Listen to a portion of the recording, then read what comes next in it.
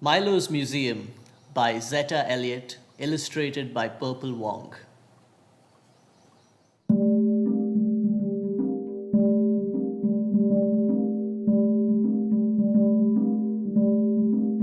Milo woke up feeling excited.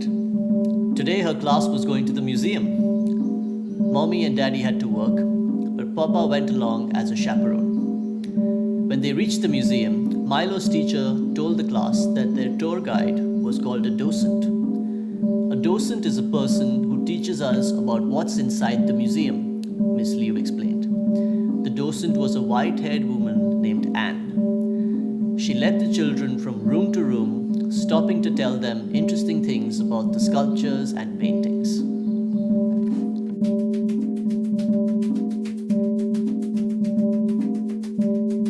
Once the tour was over, Miss Liu gave the children some time to explore the museum on their own.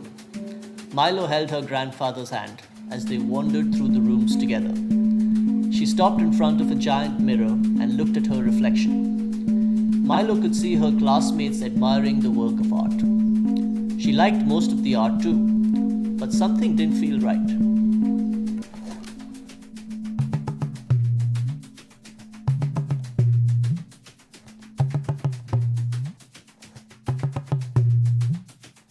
Milo tugged at her grandfather's hand. "What are museums for, Papa?" "Well," he said, "museums hold all the objects that people feel are valuable or important. Things from long ago and from today. Museums are full of stories, really. Does that answer your question?" Milo nodded to show Papa she understood, but she still felt funny inside.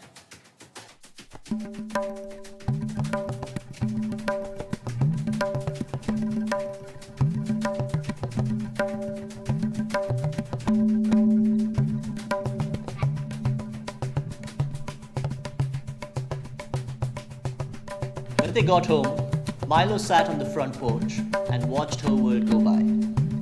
She waved at her neighbors as they walked along the sidewalk and nodded her head to the beat when a car drove down the street blasting rap music. Milo hummed along as the ice cream truck circled the block, trailed by laughing kids clutching dollar bills. So many faces, sounds, and stories made up her world, but none of it was in the museum. Milo frowned.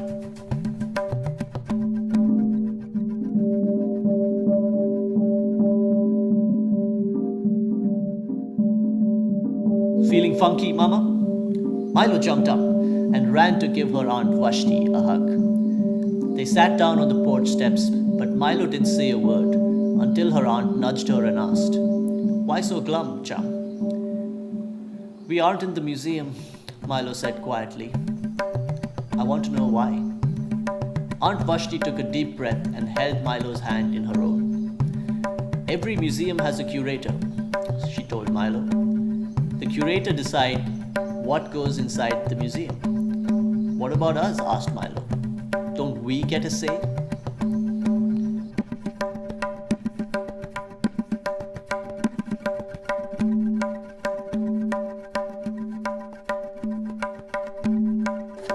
"We vote with our feet," said Aunt Vashti.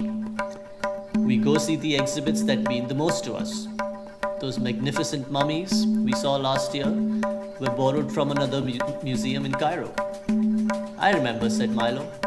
"But we shouldn't have to wait for a special exhibit to see ourselves in the museum." "You're right," said Aunt Vashti. She put her arm around Milo's shoulder and gave her niece a squeeze. "So what are you going to do about it?" "Me?" Milo said with surprise. "What can I do?" "You could try writing a letter to the curator," Aunt Vashti suggested. "Or..."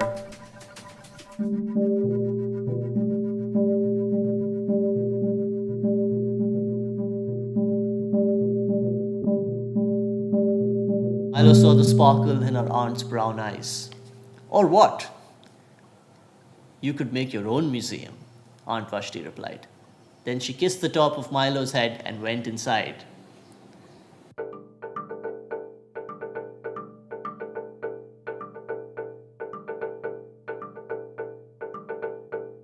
Milo sat on the porch and thought about what Papa had said. Museums hold all the things that people feel are valuable or important. Milo dashed upstairs to her bedroom. She took out her journal and made a list.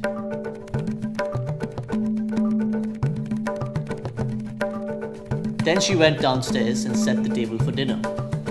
"Why are you giggling?" Mommy asked. "Did you have fun at the museum today?" asked Daddy.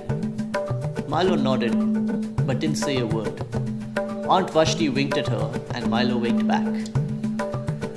The next day, Milo took her suitcase out of the closet. She carefully packed her items inside and went out to the backyard. "Running away from home?" Nana teased from the porch. "Wait and see," said Milo. Milo pulled her suitcase across the grass and stopped at her playhouse. What should she do first? Milo thought about her class trip the day before. She took out her book bag and pulled out her journal. With a purple marker, she wrote, "Milo's Museum."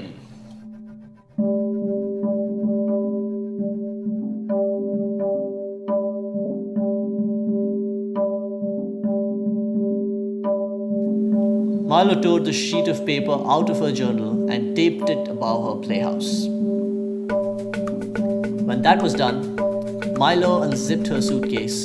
Her playhouse didn't have any glass cases or velvet ropes, but Milo set up her exhibit as best she could. When she was ready to give her first tour, Milo asked everyone in her family to come outside. "Welcome to my museum," she told them with a proud smile. "I'm Milo, your curator and docent. You're allowed to touch things in my museum," she said. "Just be careful."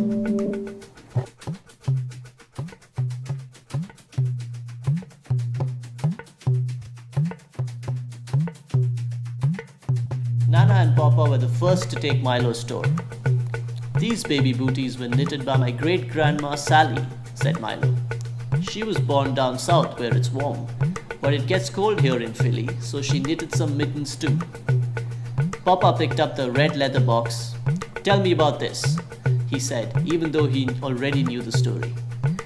"That belonged to my great-great-grandpa Jack," Milo told him.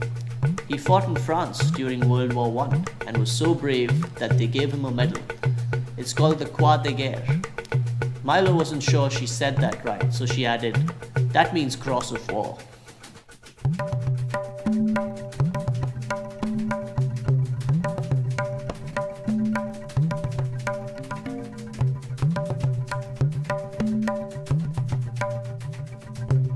Milo's parents came in next. She handed a framed photograph to her mother and said, "This is a picture that was taken at last summer's block party. You and Daddy slow danced in the middle of the street." Milo giggled and held out her arm. "I still have one of the bracelets we made on Nessa's stoop." Then she turned to her father. "This is a statue of Isis that I got from the other museum. She was a goddess in Egypt a long time ago. Aunt Vashti says Isis looks a bit like me." Daddy kissed Milo's cheek and said, "Auntie's right."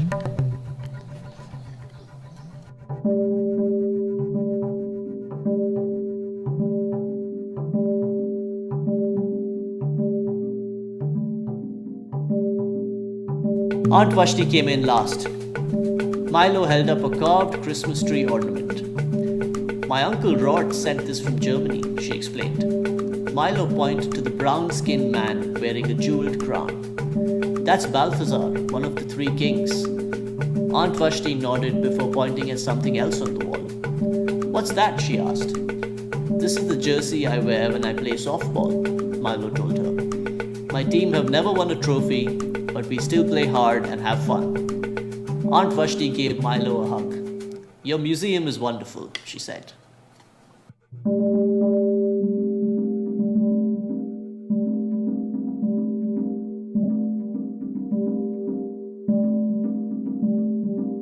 By the time Milo finished giving a tour to everyone in her family, several of her neighbors had come into the yard. Two of her classmates were already standing in line, eager to see Milo's exhibit. "It's so cool that we have a museum right in our neighborhood," Mallory exclaimed. "I want to open my own museum too," Hector said. "Why don't you two add something to the collection?" Milo suggested. That way, our museum will be a mirror for the whole community. Hector and Mallory agreed. Milo looked at all the friends, family members, and neighbors in her yard. Then she took out her purple marker and made a new sign. The end.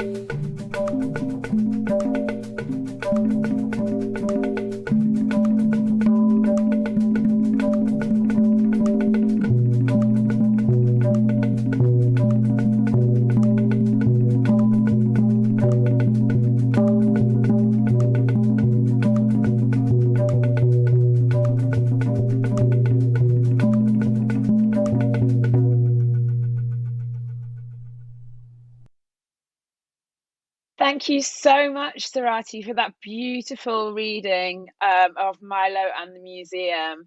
If you missed that, you can dig it out. It'll be available to watch online, and I really recommend you do because that was truly amazing. Thank you for watching. My name is Yasmin Lajoie. My pronouns are she, they. And we're here today to talk a little bit about art, empathy, and intersectionality. First of all, I'd like to introduce my panelists. We have Sarati Korwar here. Sarati is a really, really talented musician. Sarati, if you'd just like to say a little bit about yourself and your pronouns. Sure, my name is Sarathi Korwar. My pronouns are he and him. I'm a musician, percussionist, drummer, based in London, but originally from India.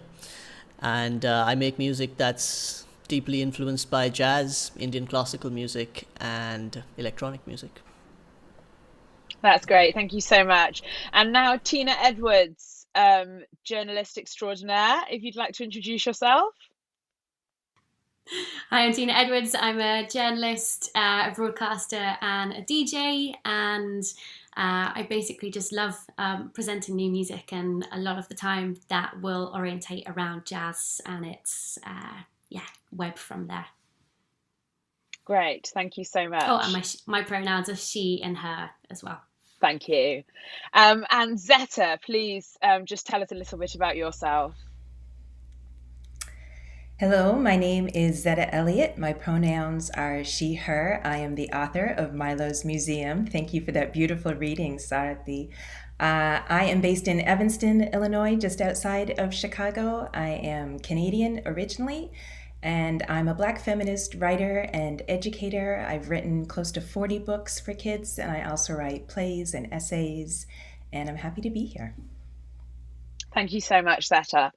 So first of all, before we get started, I just thought I wanted to explain a little bit about intersectionality because it's a bit of a buzzword at the moment. Lots of people throwing it around. Lots of people don't really understand what it means. So intersectionality was coined in the 80s by one of my personal heroes, Kimberly Williams Crenshaw. In essence, it's the concept that all oppression is linked. So different aspects of our social, political, and cultural identities intersect and interact with one another, compound upon one another. Misogynoir is a really good example of this. So women face misogyny in society. Black women face racism. Black people, face racism in society. Black women face misogynoir, which is a unique form of racism leveled at Black women. So as well as being Black, you're also a woman. You don't get a day off from either.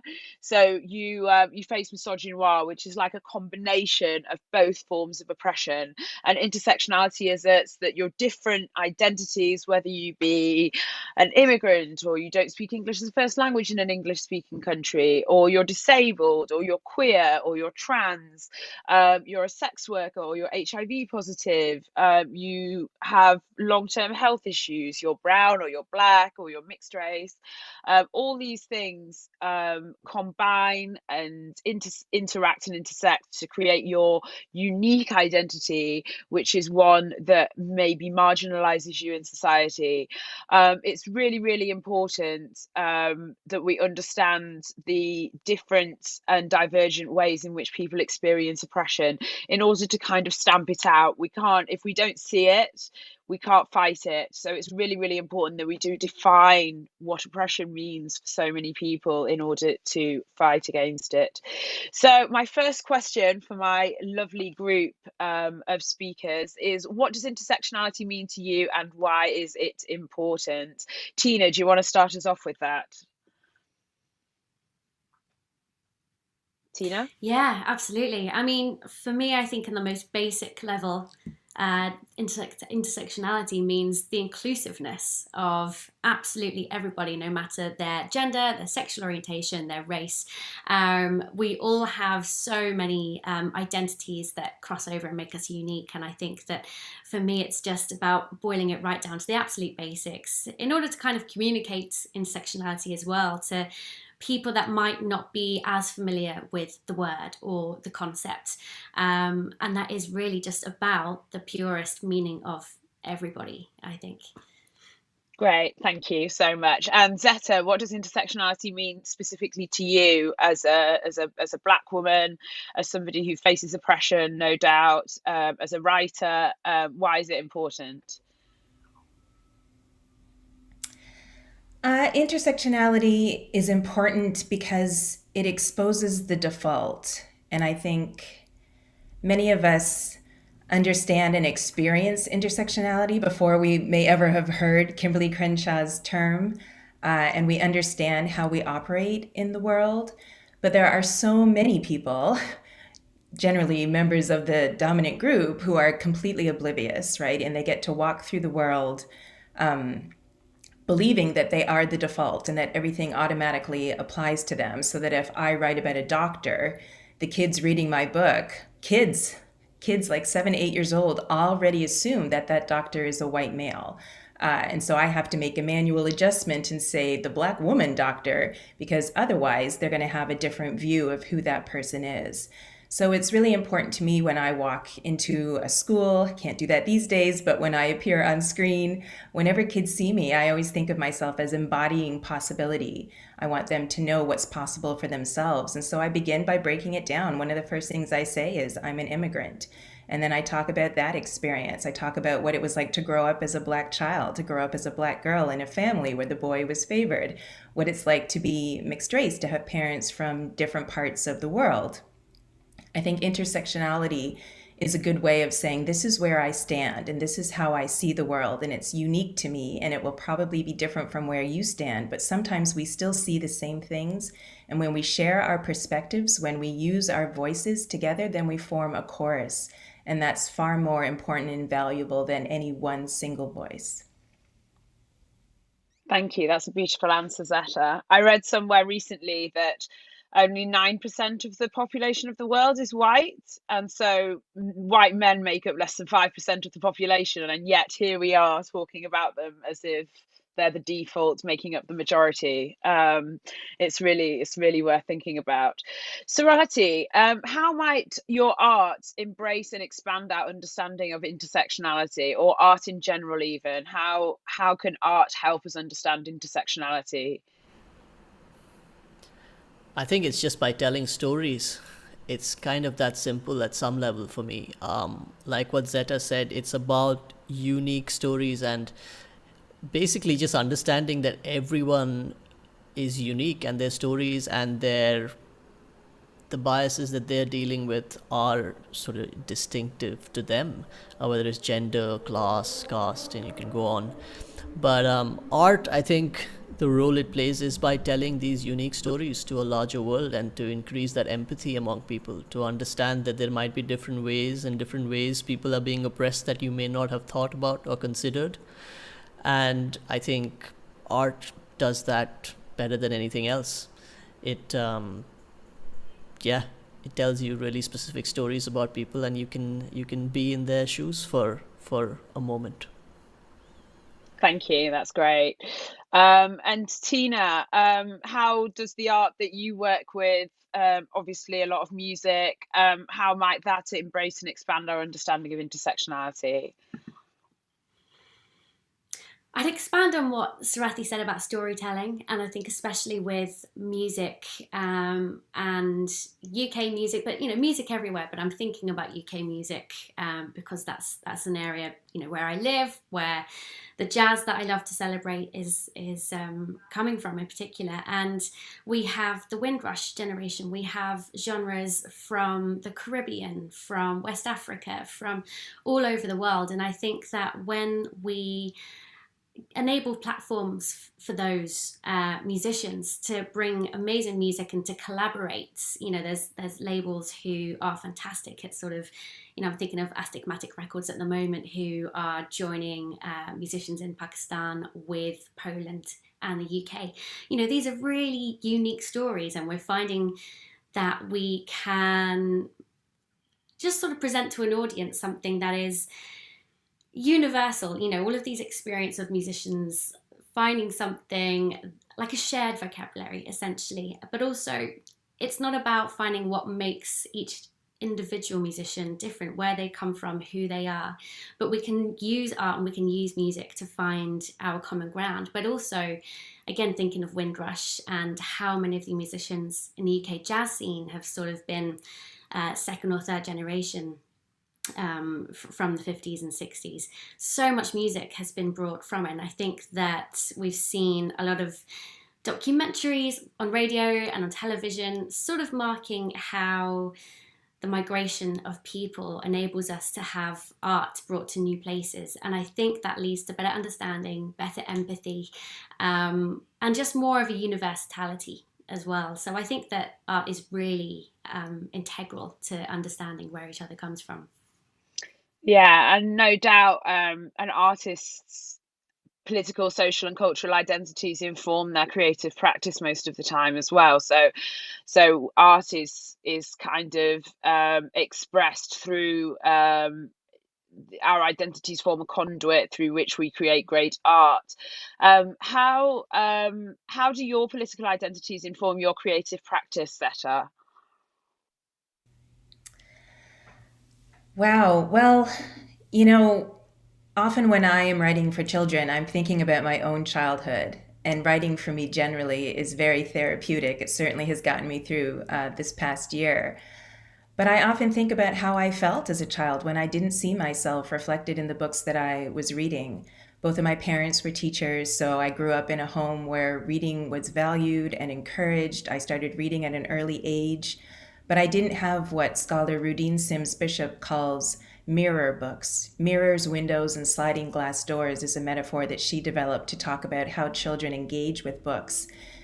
And if I opened a book and never saw myself, then I didn't really have the mirrors that I needed. When you don't see yourself reflected in the pages of a book, then your reality has been erased, delegitimized, and then someone else's has taken that central space. So if you read so many window books where you're looking at other kids having magical adventures, and because I grew up in Canada, former British colony, I was reading C.S. Lewis and Frances Hodgson Burnett and E. Nesbit, all these wonderful stories about wealthy white children in England having magical adventures. And there I was, with my nose pressed up against the glass, wishing that could have been me. And because I consumed so many window books, I ultimately became white identified in a way. And when I sat down to write my own stories, I was writing about white children because I didn't know that magic could happen to anyone, anywhere. And I had to go through this ongoing process of decolonizing my imagination. So when I finally, got to graduate school, started reading Black feminist scholars, and had, a Black feminist approach to my writing, I started to see that, my experience was just as valid, and I could write about my family, which wasn't the typical two-parent nuclear family. I could incorporate my own history, and then I could push back against some of these conventions within fantasy fiction that seem to hide, imperialism and elitism and sexism and racism. I look back at those books that I read and I'm just horrified that any adult thought it was okay for me to read those. But, they made a lasting impression on my imagination. So I'm constantly trying to decenter whiteness, to pull from the margins the kids that aren't seeing themselves reflected in books, I see that as my mandate. I want to make sure that books are affordable. I talk to all children whenever I present about how the publishing industry works, because as a child, you just assume that books magically appear and you don't know how many gatekeepers are involved and why it is that so many of the books aren't inclusive and don't show a range of children. Well, it's because the people who work in publishing aren't particularly diverse, and they don't value or even know about different kinds of storytelling traditions. So I would say that's really how intersectionality shows up and intentionality shows up in my work. Yeah. How do you feel about, I mean, this has just occurred to me while you've been speaking, almost the ghettoization of expressions of the stories involving marginalized people. So minoritized individuals are expected to consume literature featuring all white casts, but literature featuring black people, mixed race people, brown people, etc., almost marketed exclusively to people from those minority groups. How do you feel about the it's almost like a ghettoization of literature featuring minority individuals? How do you fight against that and make sure that your stories featuring you know, black children experiencing magic are marketed to all children, including white children? It's actually quite interesting because here in the United States, what happens is that if you publish traditionally, chances are you'll be working with a huge corporate publisher, one of four we're down to now. And those publishers have no intention of marketing to Black and brown people. Every other corporation like Ford or Frito-Lay or PepsiCo, they're all doing this kind of targeted niche marketing to make sure that they're getting money out of communities of color. But publishing isn't, because more important to them than money is power. And so they stick with their sort of one-size-fits-all marketing scheme, and that is to white middle-class readers. So if your book has been accepted for publication by a traditional publisher, it is precisely because it might appeal to, they're counting on it appealing to white readers. So anything like Milo's Museum is a book I self-published because publishers didn't want that, right? They said it was too didactic because, of course, why would you want to teach children about curation and what happens in museums and how exclusive they can be? So I understand that there are challenges around marketing. For me, I'm specifically concerned about how to make sure communities of color know about my books. I think another challenge is that when white readers do pick up a book about a person of color, they're lured in by that single story, right? Chimamanda Ngozi Adichie's idea that there's this appeal in certain narratives. So here in the US, if you're writing about a Black boy killed by police, that book pretty much might end up on the New York Times bestseller list, and it won't be Black people who put it there. Right? There's an appetite for Black pathology. There's an appetite for triumphant narratives, right? How Harriet Tubman saved slaves, enslaved people, and how Martin Luther King, fought for civil rights. And we have President Obama, and now it's, Vice President Kamala Harris. And then those books will only be trotted out in February for Black History Month. So we do definitely have some problems around the ways books are marketed and the ways in which they circulate. But I wish publishers would spend more energy and money making sure that communities of color know about the books that are out there. All the people you just mentioned makes me think of the trope of the magical Negro. Have you heard of that trope? Which is a trope in film and literature of a Black person. The Oracle in the Matrix is a really typical example of a Black person, can be a woman, can be a man, who has like almost magical powers. And is used just as a foil for the white narrative. So Black people are inserted into narratives where they are just two-dimensional foils for the white story to progress. That's really interesting. Thank you very much, Seta. How do aspects of your political identity inform your creative practice, Sarati? I think, there's two things to be said about this for me personally. One is, thinking about it as a non-white, creative. my main focus often is to just tell my story as realistically as possible. To be able to present a really complex version of my identity that doesn't fit or conform to the appetite of a white consumerist audience. So to be able to say, yeah, I'm this and I'm something else and I'm a third thing and a fourth thing at the same time.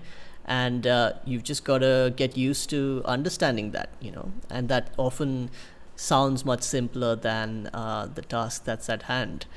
So that's one thing, being able to basically control your own narrative and be able to just present yourself as the most kind of unique version and representative of who you are, which kind of isn't really that much of a struggle, let's say, for white men to do.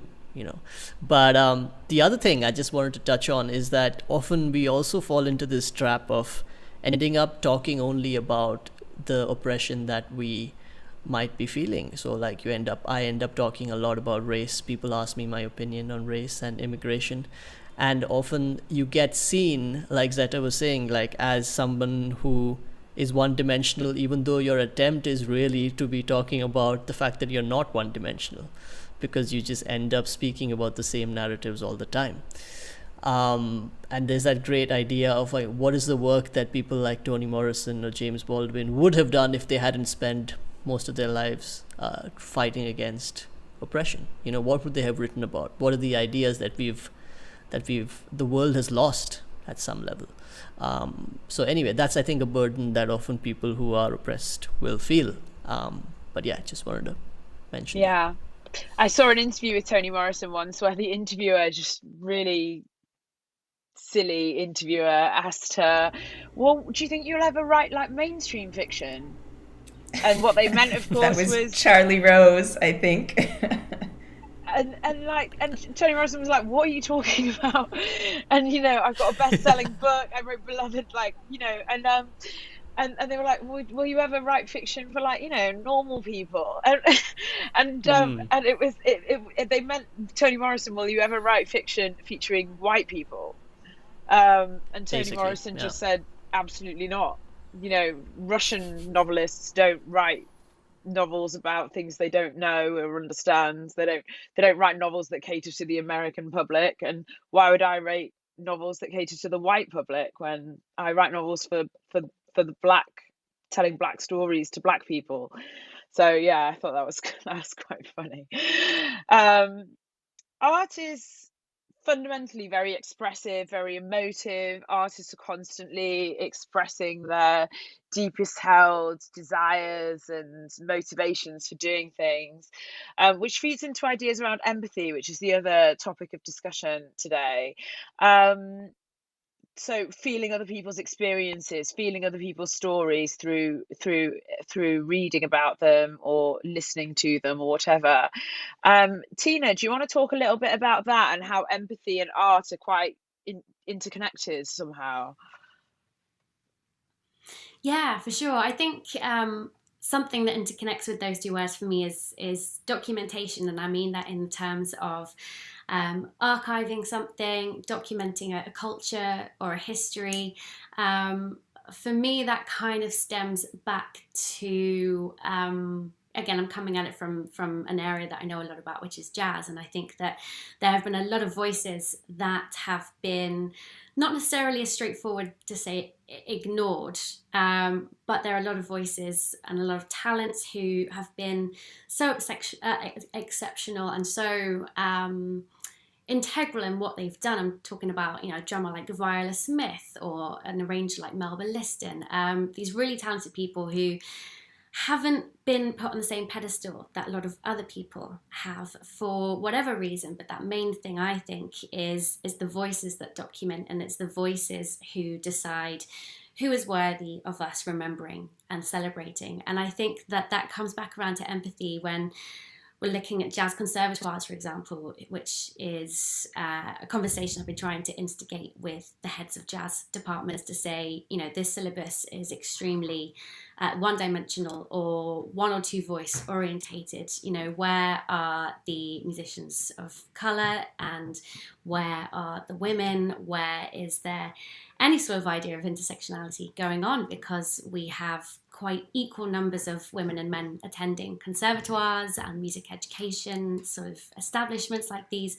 But a lot of the students who then graduate, we tend to see the men sort of go off and have these great careers, but a lot of these female students kind of drop off, and we don't know what it is about their experience in the conservatoires or in these educational establishments that make them feel like they're not seeing themselves mirrored. And so when I think of these topics with empathy, I think, well, if we're not teaching students to celebrate the achievements of women or of unheard voices, then we're teaching them that it's fine to overlook them and to oversee their talents and to kind of think, you know what, I don't need to pay attention to these achievements. And so there is a lack of empathy. I think we're sort of conditioned to empathize with people that look like us as opposed to with a whole community. Yeah, thank you.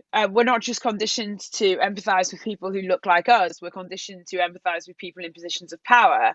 I think missing white women syndrome is a really good example of that, where white people, when they go missing, command greater concern, greater care, more empathy. We relate to them more, even if we are in fact a person of colour. So we internalise white supremacy to such an extent that we feel more connected with white people than we do with our kin. And I think it's a really, really dangerous kind of system in place. Talking about jazz, just going back to what you said about jazz and how it's a very kind of like male, kind of almost supremacist narrative, like threads like running through jazz education. I went to Ronnie Scott's just before lockdown, and it was all white musicians on stage playing jazz music, and an all white audience cheering for them, and it was a really great atmosphere in Ronnie Scott's. And then I there was something that was putting me on edge, and I couldn't put my finger on it, and I realized that it was because I was the only person of color in the room, and I shared my concerns with my friend. And she said, well, no. And she looked around and she was like thinking, this can't be true. Yasmin can't be right. She can't be the only person of colour in a jazz club. She was looking around. And she went, look, no, see, there's a black man over there. And I was like, that is the security guard.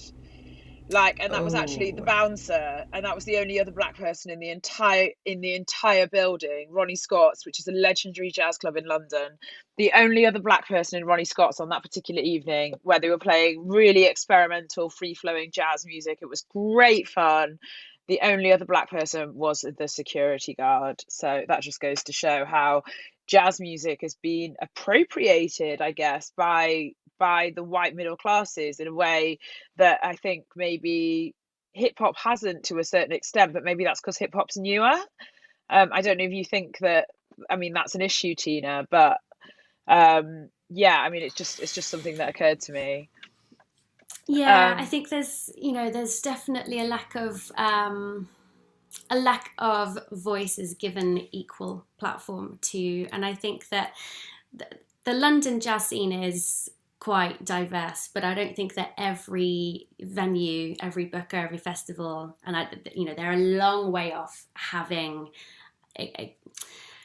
displaying equality on stage. Yeah. And I think that then has a huge impact on who comes to the shows, for sure. Great. Okay. Bit of a different topic now. Do you think art is a lens through which we can understand society, or does it in fact affect change? That's one for Sarati. I'm sorry if I'm saying your name wrong, by the way. It's too simplest. That's all right.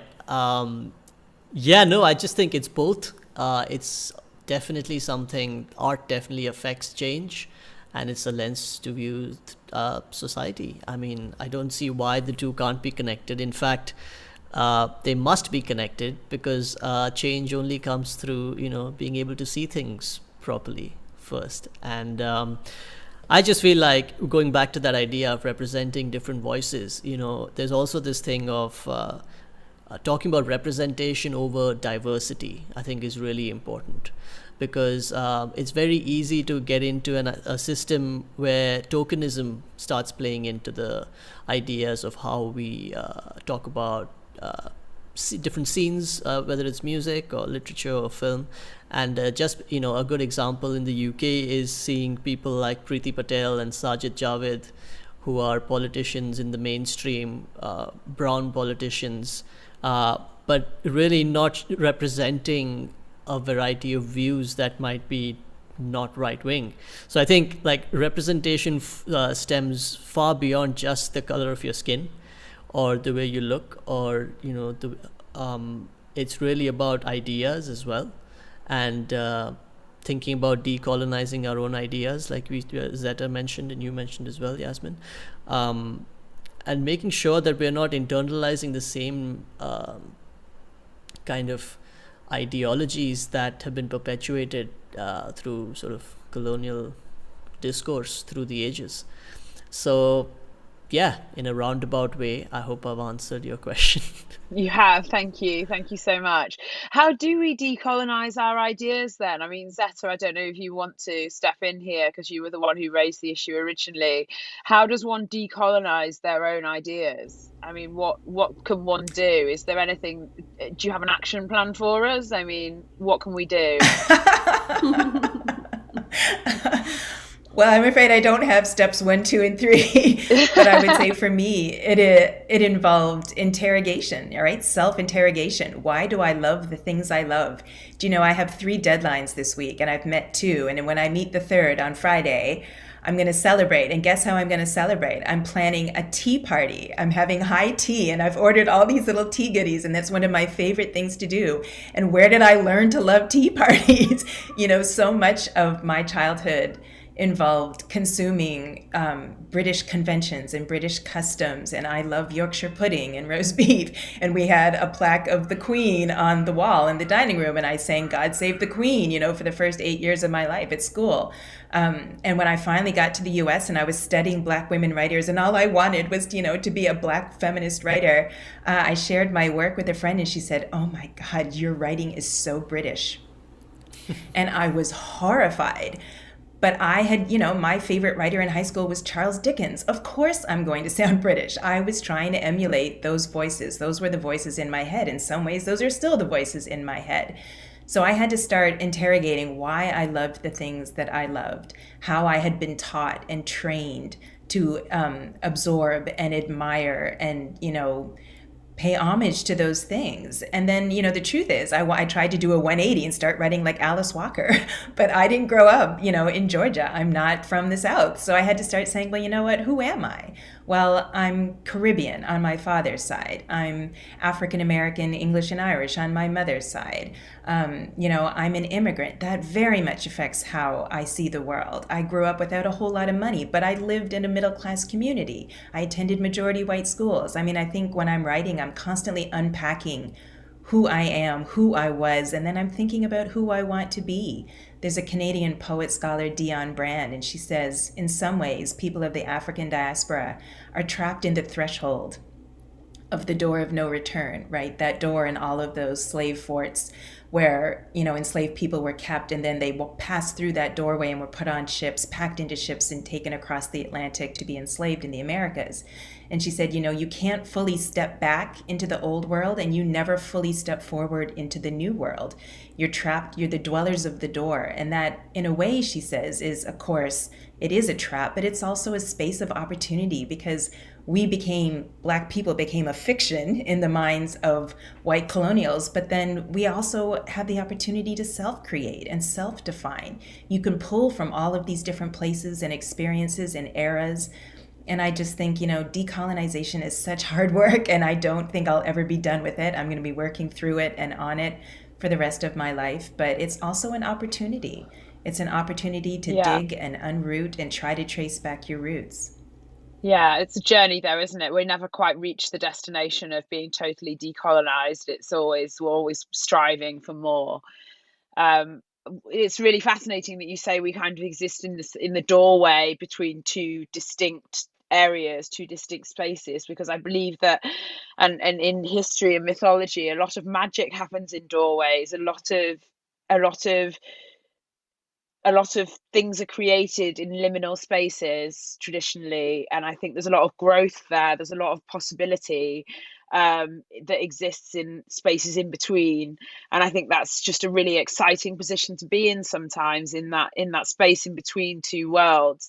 I often think that because I'm also mixed race, that I'm white adjacent, I'm African adjacent, I'm both, and there's nothing wrong with being both. And I never say I'm half anything, because I am wholly African and wholly European, and I stand with one foot in one world and one foot in the other. But it's not a sacrifice for me. It's actually a growth process.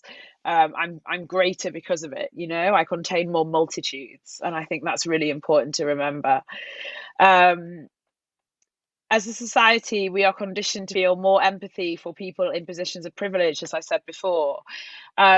You've already touched upon how we might be able to fight this setup, but Tina, how do you think that we might be able to fight this idea that we empathize more with people, with cishet white able-bodied men? I mean, how do we fight this? I mean, Zeta's spoken really, really eloquently about, consuming and making a conscious effort and interrogating different ways of thought.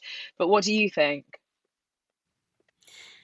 I think it's about having difficult conversations, and I think that for white people, we need to not necessarily be asking our black friends or anybody else, like, okay, what do you need us to do? We need to take the initiative and know that there is a privilege that we need to kind of unpack ourselves. And I read recently that schools in Wales are now introducing Black history into the curriculum, which I thought was a really, really good sign of decolonising the curriculum overall in the UK. Obviously, that's a very, very tiny speck of progress, but it feels like something that hopefully is a step in the right direction. And, when George Floyd was killed last year, obviously we were all engaged in this conversation, and a lot of us were more engaged than usual, because suddenly for white people, a lot of us are thinking about these things from time to time, but it's not our daily reality, and we need to make it more our daily reality to call things out and to come back around to my initial point, have difficult conversations. I think a lot of us can name an older person in our life, perhaps, who does not have agreeable views. And it's those people that we need to think, okay, Granny on my mum's side, not, she's fine, but, as a example, Granny on my mum's side, or, this woman across the road who always has something awkward to say, Everyone has a racist someone uncle. That needs to... Everyone has that racist uncle. Yeah, my uncles are lovely. They're not racist, but I'm using that as kind of a stand-in. Like, it's a metaphor for everyone's got that person in their life who is just abhorrently opposed to progress. And I think it's the racist uncle trope. It exists. It's real. And it's finding ways of starting those conversations. You think we should challenge them more? Because I've got racist people in the white side of my family, and I just leave them to it, because I feel like it's kind of pathetic, and they're almost impotent. They're not in a position of power. They're like Brexiteers who complain about immigrants, and I'm just like, you know what? Like, you're old, you're going to be dead soon. Like, I just can't be bothered to challenge you anymore. When I was little, I was always ready to start a fight with everybody, and as I got older, I've realised that it's not up to me to save your soul. Do you know what I mean? I'm tired of teaching white people how to be decent human beings, and it's not up to me to save to earn you karma points, so I just leave them to it now. I mean, what about you, Sarati? Do you challenge the more traditionally minded in your family who maybe don't embrace intersectionality, or do you leave them be? I think that's a really important question, and I keep trying to remind myself that my energy is important. Like, I need to do work that's important to me, and I also need to educate but like there's no point spending too much time on stuff that's not going to work. So I think everyone's got to be really, really like,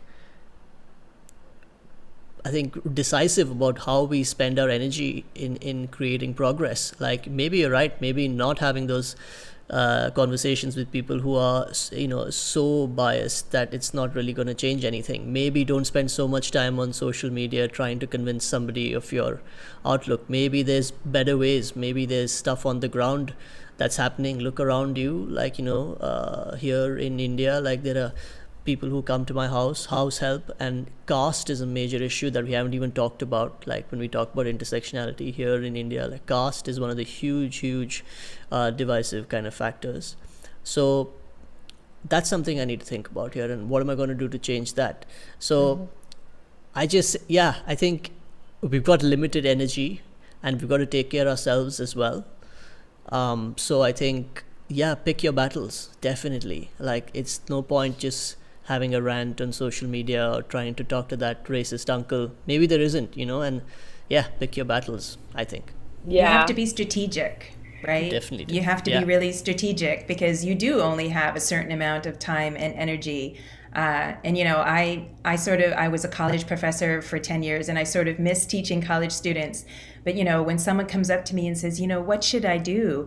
I just say to them, do you have the prerequisite? Did you do 101 before you tried to jump into this 300 level course on race and representation? There are a lot of things that individuals should be doing on their own, and that they can do very easily. There are so many, book lists, and there are so many forums and opportunities for them to educate themselves before you come to someone else from a marginalized group and say, what can I do to help? Or what I found happened last summer when the protests were really kicking up was that white people would DM me and say, look what I'm doing. Like they wanted cookies for every small thing that they did. And I was like, that's what you were supposed to be doing. Like, don't come show and tell. I'm not going to give you a gold star every time you do what you should have been doing. So for me, being strategic means focusing on children. Because children, let me tell you, there's nothing like having a racist parent called out by their own child. And, they're the ones who are reproducing this culture. I thought it was so frustrating when, President Obama once said he had hope because, look at the younger generation. And I just thought, let's look at the younger generation. What are young white men doing these days? I don't feel particularly encouraged by that. And young white women have just as many issues.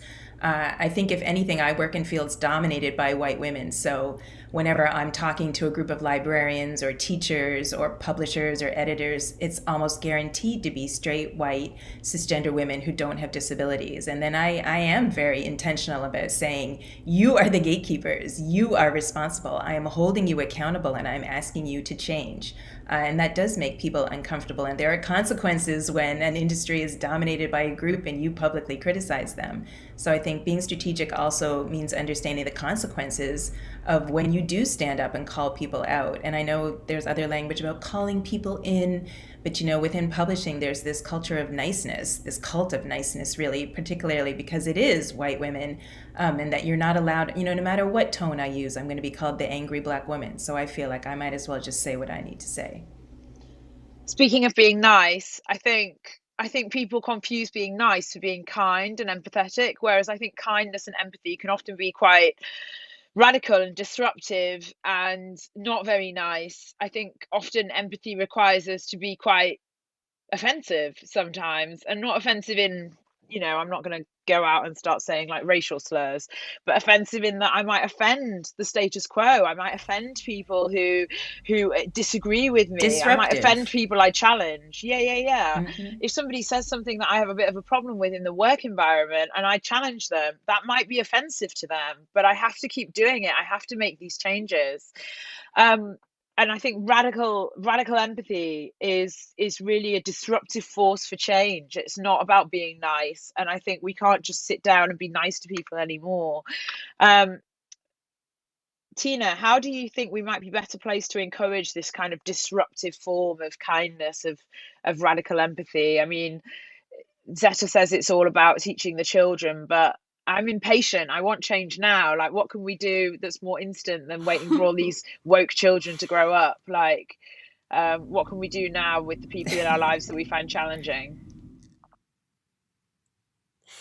I 100% agree that it is in education. I think that earlier in formative years that we can address these moments, however they might arise, the better. I think that we can look at the worlds that we are in, our industries, our communities, and think, it's not easy to find areas that need that instant shake up, that instant improvement.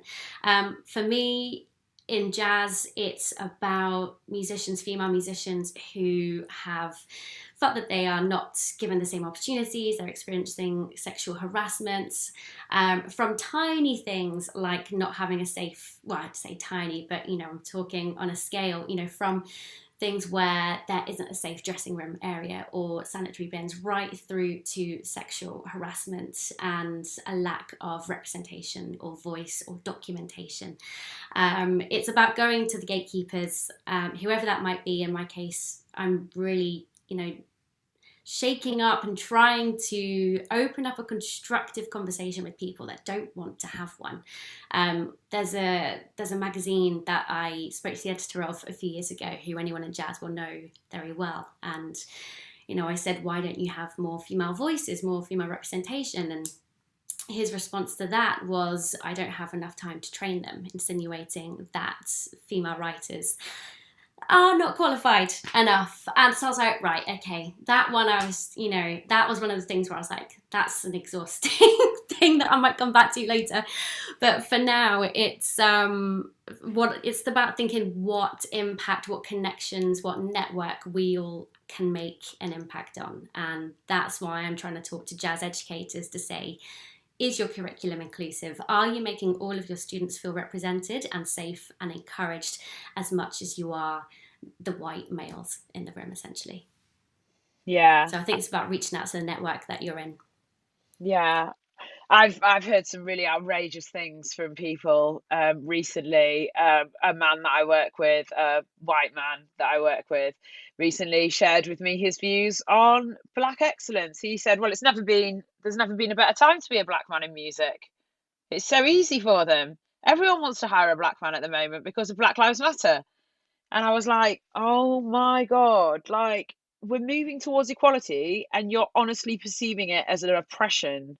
Like it's oppressive to you that all these Black people are being offered the opportunities that they should have had all along.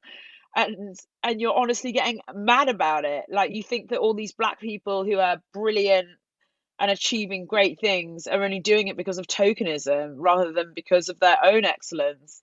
It just really, really angered me. But, you're always going to face stuff like that, especially in the music industry, I think. Like, it's just one of those things, I think.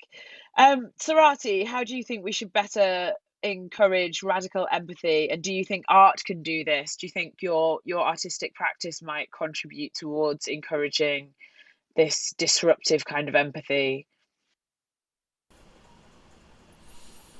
Yeah, I think for me, as someone who doesn't see many people who look like me in the music industry, I think by virtue of existing in it, and there's also a certain level of like confidence and visibility that I think is important. I think by being in the industry, making the music that I do, and being seen on shows, like how many times do you see a brown person on stage in a jazz club, like making the music that I'm kind of making? I kind of feel like I didn't grow up with any kind of role models of people who look like me, making the kind of music I wanted to make. So hopefully, there are people who can see more people who look like them. I think also it's important for me to like think about my own privilege, So think about the fact that I'm a straight brown man. Think about my class privilege. Think about my caste privilege. All these things, and also try and bring in more people into the conversation around my own music making. Whether that's more women in my band, more people of color who are involved in my creative process. Whether that's a record label, managers, booking agents, publishers, people who write my PR, people who I deal with on a daily basis. And increasingly, the longer you stay in the industry, you sort of gain a little bit of more power and you get to choose. And I think it's about being really demanding about the kind of people that you choose to work with, and bringing more people into the conversation, basically, for me. Yeah, no, that's great. And it's really interesting that you recognize that you are in a position of relative privilege compared to some other people as well. And I think it's really important when we start talking about intersectionality, I think it's really important to recognize within ourselves the advantages we have as well as the disadvantages sociologically. So I don't have a visible disability. I was born in the UK. I speak English as my native language. You know, these are all advantages. These are all privileges for me. I'm cis. And I think, you know, people, when they're talking about the ways in which they're treated differently because of their social, political, and cultural identities, they forget that they're actually treated differently or divergently from people who are more marginalized than they are. So basically, like, you're in a position of relative privilege as well as in a position of relative marginalization, and I think it's really important to recognize those things. You know, we can't all just hold our hands up and say I am the most marginalized, because it doesn't work like that. We've all got aspects of our identities that make us that are advantageous as well, and I think it's really important to kind of celebrate those, but also hold ourselves back from some conversations and not encroach in safe spaces where we're not welcome, and not insert ourselves into stories where another person is more suited to speaking out and speaking up. Is there anything else anyone would like to say or ask before we wrap this up? Are there any points that I've missed, do you think? Any comments on empathy, intersectionality, and art would anyone like to add? Don't all speak at once. No? That's absolutely great. I Thank just you feel so like much. from the book. Oops, sorry. It's fine. From the book? No, I just a quick thing. Yeah, from the book, like the one thing I think we maybe haven't touched on completely, but what I found really empowering is that idea of just building your own community, and that idea of, like, if you don't see something, make it happen. And like that DIY culture is so important to me, and it's always been important to my music making, that I just think that's so great. Like, just make it happen if you can. Like, just don't Yeah, wait. I don't know. That's something for it is. myself to constantly remind myself to do. But yeah. It is a lovely addition to the story that Milo doesn't just involve their family in their community building. They also have their neighbours come round at the end, which I think is a really telling thing. Like, you know, family isn't just, you know, our mothers and our fathers and our grandparents and our uncles and our aunts. It's also the people that we choose to build a community with. So I think, yeah, that's a really lovely part of the book, Zeta. So thank you again for writing it. Thank you again, Sarati, for reading it. Thank you, Tina, for being with us today. And that's my jazz hands. And thank you so much, everyone, for being here. Jazz hands. But thank you very much, and enjoy the rest of the festival. Hello, my name's Jenny Cashman Wilson, and I'm the founder of the Abram Wilson Foundation. I'm here today with Sanssouci, who I'll introduce to you in a minute. Abram Wilson Foundation is We Out Here's charity partner for today, the 16th of April. We aim to inspire, connect, and open doors to the music industry so that young people from disadvantaged and diverse backgrounds have an equal chance to realise their creative potential. So if you would like to support us and the amazing work that we're doing, then please click on the donate button on the We Out Here Festival site, and I think you can grab yourself some goodies if you need a few little incentives to chivvy you along into supporting us. Otherwise, it's my great pleasure to introduce Sanssouci. She is one of the musicians who we support through our career development program, which the core of which consists of regular coaching and strategy sessions, as well as music industry expert sessions and showcase opportunities. She's also one of our educators. Part of what we do with our career development program is we give music education opportunities to our mentees. And Sanssouci was brave enough to take on our new digital program, which we designed and piloted last autumn. So I'm super excited to introduce her today. Sanssouci, how are you doing? Welcome. I'm good, thank you. How are you doing? I'm okay. I'm really excited about the tracks that you're going to play for us. So you've got a couple, don't you, that you're planning Yeah. to play today. So do you just want to tell us a little bit about those? Yeah, so today is a great day because I'm releasing a single. This single is called I'm On, so I'm definitely going to perform this song for you. First little performance, even though from home, hopefully it's going to be exciting. And this single is going to be part of an EP that I'm releasing in the summer, so keep your eyes peeled, as you would say in the UK. And then I'm playing another song at the beginning, which is called Confini, and it's an Italian song because, as you know, I've been living here for 6 years, and I was born in Italy, and I'm still really connected to my Italian roots.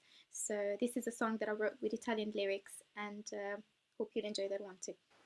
Yeah, so I think you're going to play the first song, Confini. I think we're going to do that now, right? Yeah. And then we'll do some questions. I've got a whole bunch of questions I want to ask you. And then you're going to do a little home premiere of I'm On at the end. So do you want to take it away with Confini and then we'll come back for some questions? Yeah, sure.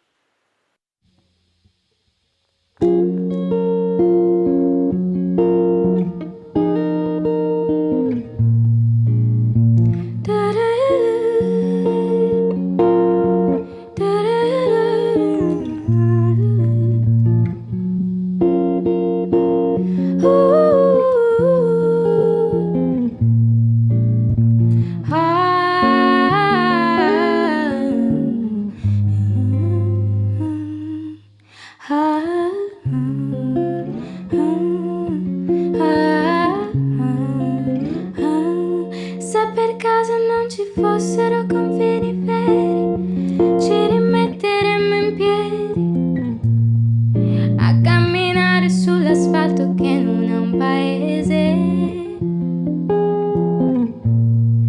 E se i chilometri ci fanno sognare, rivedo le corse sul prato. Da quanto tempo non viaggiavo insieme a te, insieme a te. Se domani mi accettassi per quello che sono, canterei per stringerti la mano, perché mi fido solo di chi mi conosce bene. E se la vita lascia un gusto amaro, ti vedo e poi penso che siamo la tenerezza dentro a un uomo che sfiorisce.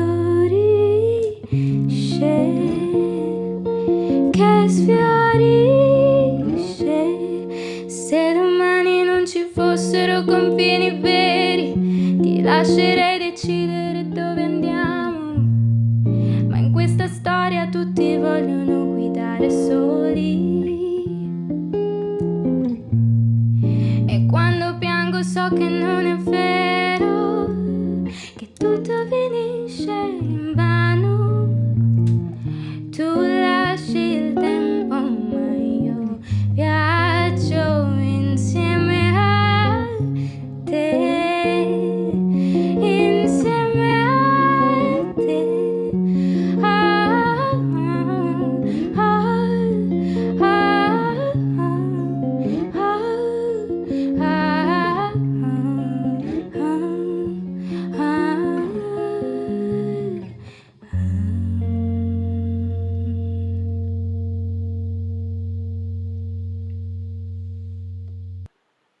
Oh, that was gorgeous. Thank you so much, Sosisi.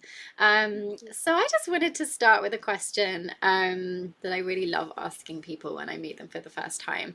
And I think this would be a really nice one for our kind of viewers and listeners today. Can you tell us your story? So, what's the story that's led you to the point that you're now at in your life? Yeah, this is such a broad question that I need to organize my thoughts. I think I'd like to start from the fact that my mom told me that I started singing before I could speak. And I found that really fascinating. I definitely feel like voice is my special power. And obviously, just pursuing this passion throughout my life, I had some ups and downs. I never thought music could be a realistic career option for me. So I've never really committed to singing. I've always been part of choirs and kind of played around with music up until um, the end of high school, when I had to make a concrete decision about what my life was going to be after that. And I happened to be in contact with some people that knew about a few universities where I could study music, and my personal taste in music ranges quite a bit. So I was firstly a classical singer, and then when I would go home from school during my high school time, I would just sing R&B and soul music by myself on YouTube. Actually, like all of those videos with lyrics, I would just really like smash it in my room. So I felt like I had to fulfill some sort of purpose within these two universes, and I wanted to study contemporary music, which was something that I absolutely know nothing about. Um, and obviously, jazz is the root of contemporary music, and that's why I decided to study jazz, moving to the UK.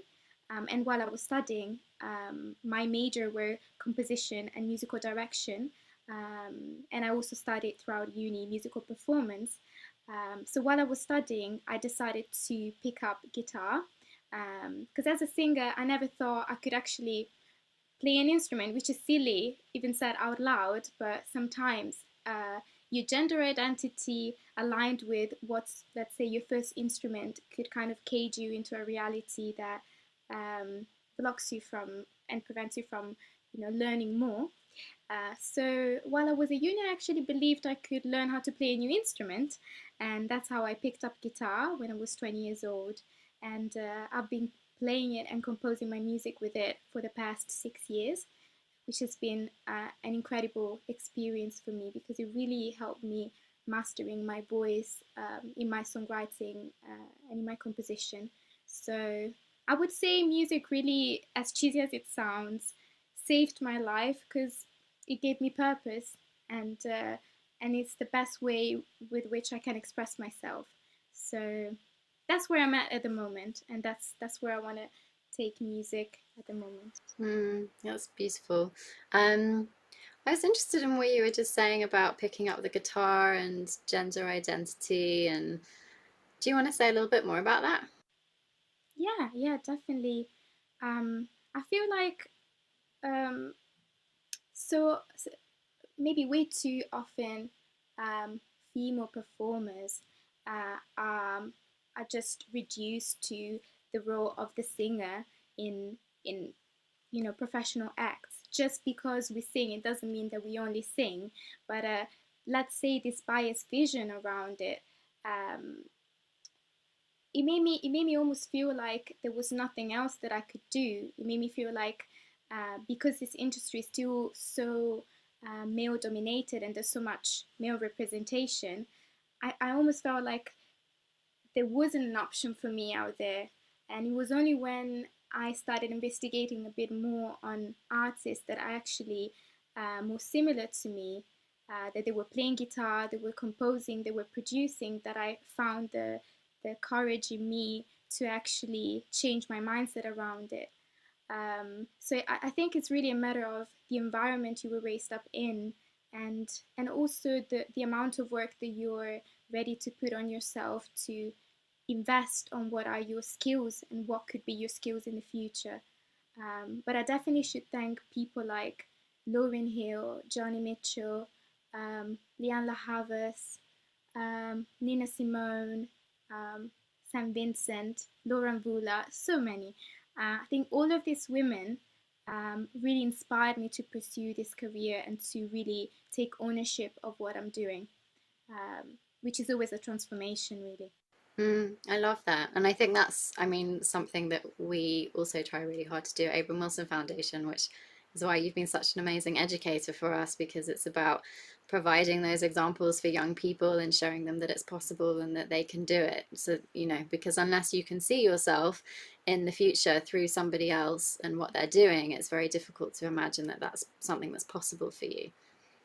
Yeah, yeah. And just to put a disclaimer out there, if someone just sings, that's also amazing. This wasn't to undermine the fact that if you just, it's not even just sing, if you sing, that's an instrument within itself. So one thing that I really want to stress is that by living in that sort of biased reality, I wasn't actually appreciating my superpower, which is my voice, and is my first instrument, and is really, really valuable. It can lead people to connect even more with the music. So just in brackets. Of course, of course. I think we were kind of talking about the assumptions that people make about female musicians, and that often that's the only thing that they can do. So yeah, but always good to put a disclaimer in. So just kind of, you're talking about how music saved your life. And how it helps to kind of express who you are and gives you purpose. It's been over a year now since venues had to close their doors. We still haven't got back to normal. It's still unclear as to exactly what that's going to look like over the kind of coming months. And I was just wondering how you've dealt with the last 12 months. Obviously, we've been in contact quite a lot over the last year through our career development program, but I think it would be great to kind of like hear it from you, like how you found it and what you focused on instead of live performances. Yeah, it's been definitely a tough year. I definitely feel like the support of the Abraham Wilson Foundation was vital for me, on a financial point of view and on a personal, professional point of view. Like, it was covering everything. I feel like having this connection really helped me getting through the toughest moments of the several lockdowns we've been through. What I tried to focus on at the very beginning of lockdown was actually trying to apply to as many funding opportunities out there to make sure I could sustain my career, and also just trying to find a way to compensate for the amount of earning that I was basically losing by not being able to perform. I was really lucky to be able to get some support from Help Musicians UK, PRS Foundation, and the Arts Council, especially in the highest level of emergency. And I set up a better studio in my house. So basically, my home studio now is fully equipped for me to record professionally everything I would like to release. So throughout the course of 2020, I've been focusing quite a lot on production, and really just spending time with some of the things that I had written over time and that I didn't have a chance to work on properly. So I feel like I developed quite a lot of new skills in my own production, just like really honing my sound and knowing what I love, thanks to the new equipment. And I was able to basically put together a new project, which is going to be my next EP. So I'm really happy about that, and it took a lot of effort. So I'm really proud of the amount of work that was put into this project, despite the dire situation going on in the music industry. And I mean, that's all like so positive and so impressive, in terms of your kind of like self motivation and determination to kind of set yourself up in a way that was adaptable to COVID. What have you found like most challenging about the last 12 months? Good question. Yeah, I mean, there were different moments and different phases, I would say, but the most challenging moments were definitely those ones where I had to encourage myself to keep going and not to give up on my career, just to be completely honest, because nobody knew what was going on. And for a period of time, I struggled to listen to music. So I couldn't really listen to new music. I lost a bit of interest in discovering new music. So it was just difficult to survive those moments. And I feel like just creating music and finding the strength to keep creating music in the worst moment really helped me. It's a bit of the relationship I have with meditation sometimes. I enter cycles where I meditate every day and then I just want to take a break. And to get back into the habit, it takes a little bit, or with workout or anything that involves a habit. So for me, that was the biggest challenge. But definitely the song actually that I released today talks about that. And it talks about the fact that before lockdown happened, I was so ready to live. I was coming from 4 years of depression that I wasn't aware of, worked on it, and then I was really ready to embrace my life and my career. And then lockdown happened. So one day, while I was trying to cope with everything that was around and like literally just cleaning my room, I thought, I have this sudden urge to create something.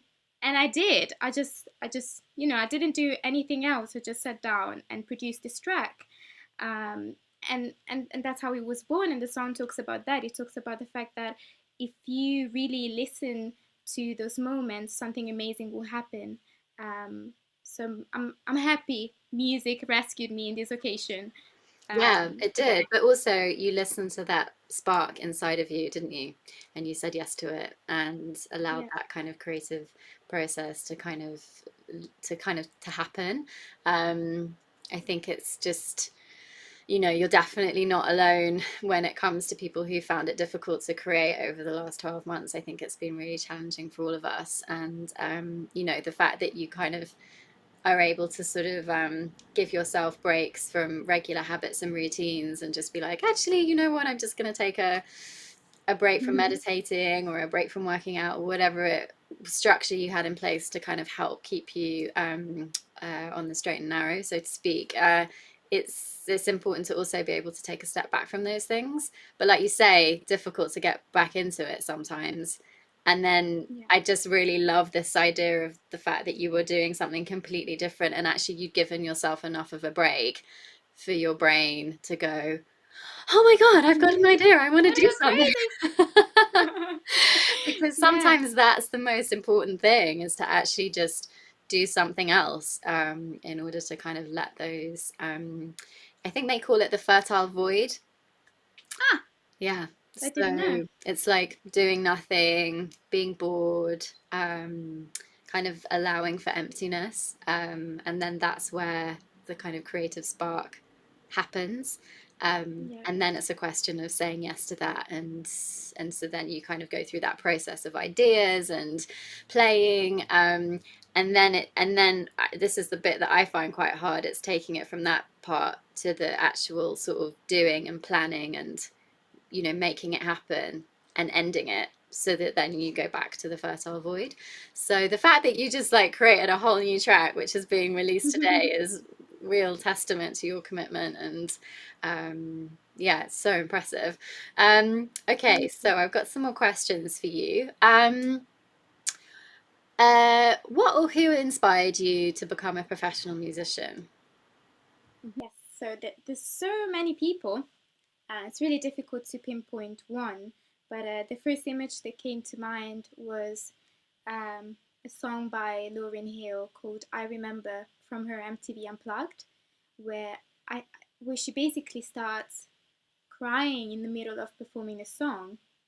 I found that so brave and so wonderful and so liberating. It was a very empowering moment for me as an artist to be able to see someone doing what they do so well and being able to um, be so much in the moment that they would get moved by the performance. And then there's quite a lot of pop icon that I absolutely love.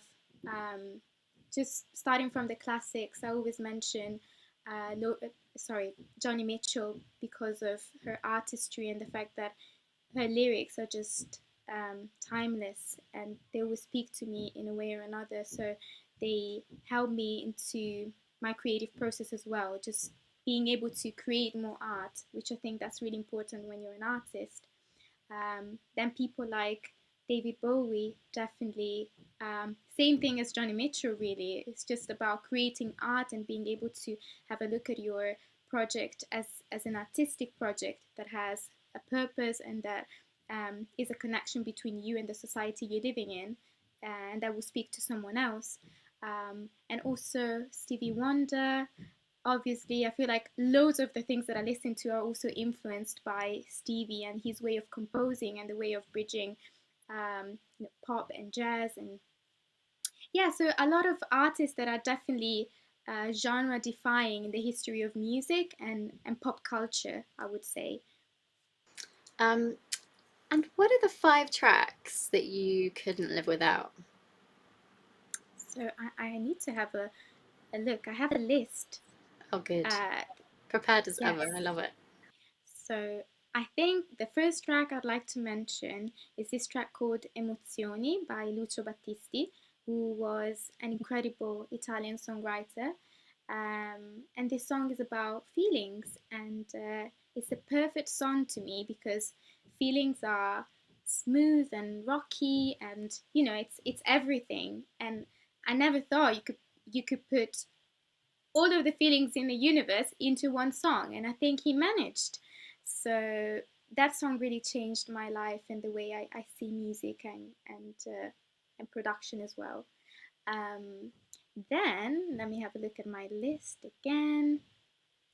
I think I love Edith Piaf, so I need to mention her because her life is so inspiring, and so many songs that I would like to mention. But I remember Je m'en fous pas mal. It's something that comes to mind. So I guess I would like to add that one just because I feel like she was really born to be as iconic as she was, and her voice really moves you to the core, which is something that I really admire and I look up to, because controlling your voice so well and just being able to convey so many emotions with your performances is not really easy. Then I'm so indecisive in life. Did you watch the movie, the Edith Yeah, Piaf with Marion? Is it Marion Cotillard? yeah, I think so. She was extraordinary in that film. It was absolutely one of those life-changing experience when you watch a biopic. Just having that much insight into her life made the connection even stronger. Really beautiful. I'm gonna go by heart now. I think definitely I Remember by Lauryn Hill on the list because it changed my life too. And some some happy songs as well. I think Beyonce changed my life just on such a deep level. Everything she represented and she represents in my life, like growing up, especially in Italy, where black people are definitely underrepresented. I think Beyonce was my savior. So I would say there's a song called Party by Beyonce that is just an anthem for just having fun. And yeah, it's from one of my favorite albums called Fall. So Oh, I love that then, album. I used to so listen to good. it. Yeah. I feel I like went it's to the tour. Did you? Yes. Nice. Oh my god. Yeah, I I used cried. which you cried at that song or just the whole way through? No, the whole experience. I was just like, oh my god, it's I love it. I love amazing. it. Yeah, I didn't get go to the full tour. I just used to listen to the album when I would go running. When you kind of get obsessed with an album and you just, well, I mean, that's a bit old school, isn't it? People don't really do that anymore, but I do. I do do. you? I listen to What, things like 30 times in a row. what was the last album you listened to 30 times in a row? Well, not 30, but close enough. A Beautiful Revolution by Common. Oh, It's nice. wonderful album. Uh, just a lot of wisdom. Or To Pimp a Butterfly by Kendrick. It's a long one, but yeah, those two albums I love. I love Kendrick and Common. I think they're outstanding lyricists. They really mean every single word that they deliver, and I think that should be the goal as a songwriter or rapper or lyricist, always to make sure you're grounded with every word you use in your compositions. Yeah, words are powerful, right? How many tracks have we got to? We've done 4. I'll Yes, give you I'm one missing more. one. Haha. Okay. I'll be quick, I promise. Oh, hang on. I think we might have done 5 because of, but I'll give you a bonus. I think Party was 5, but I'm going to give you a bonus. Okay, I think this is taking me back from my childhood memories. Like a Virgin by Madonna. This really bold Nice. decision.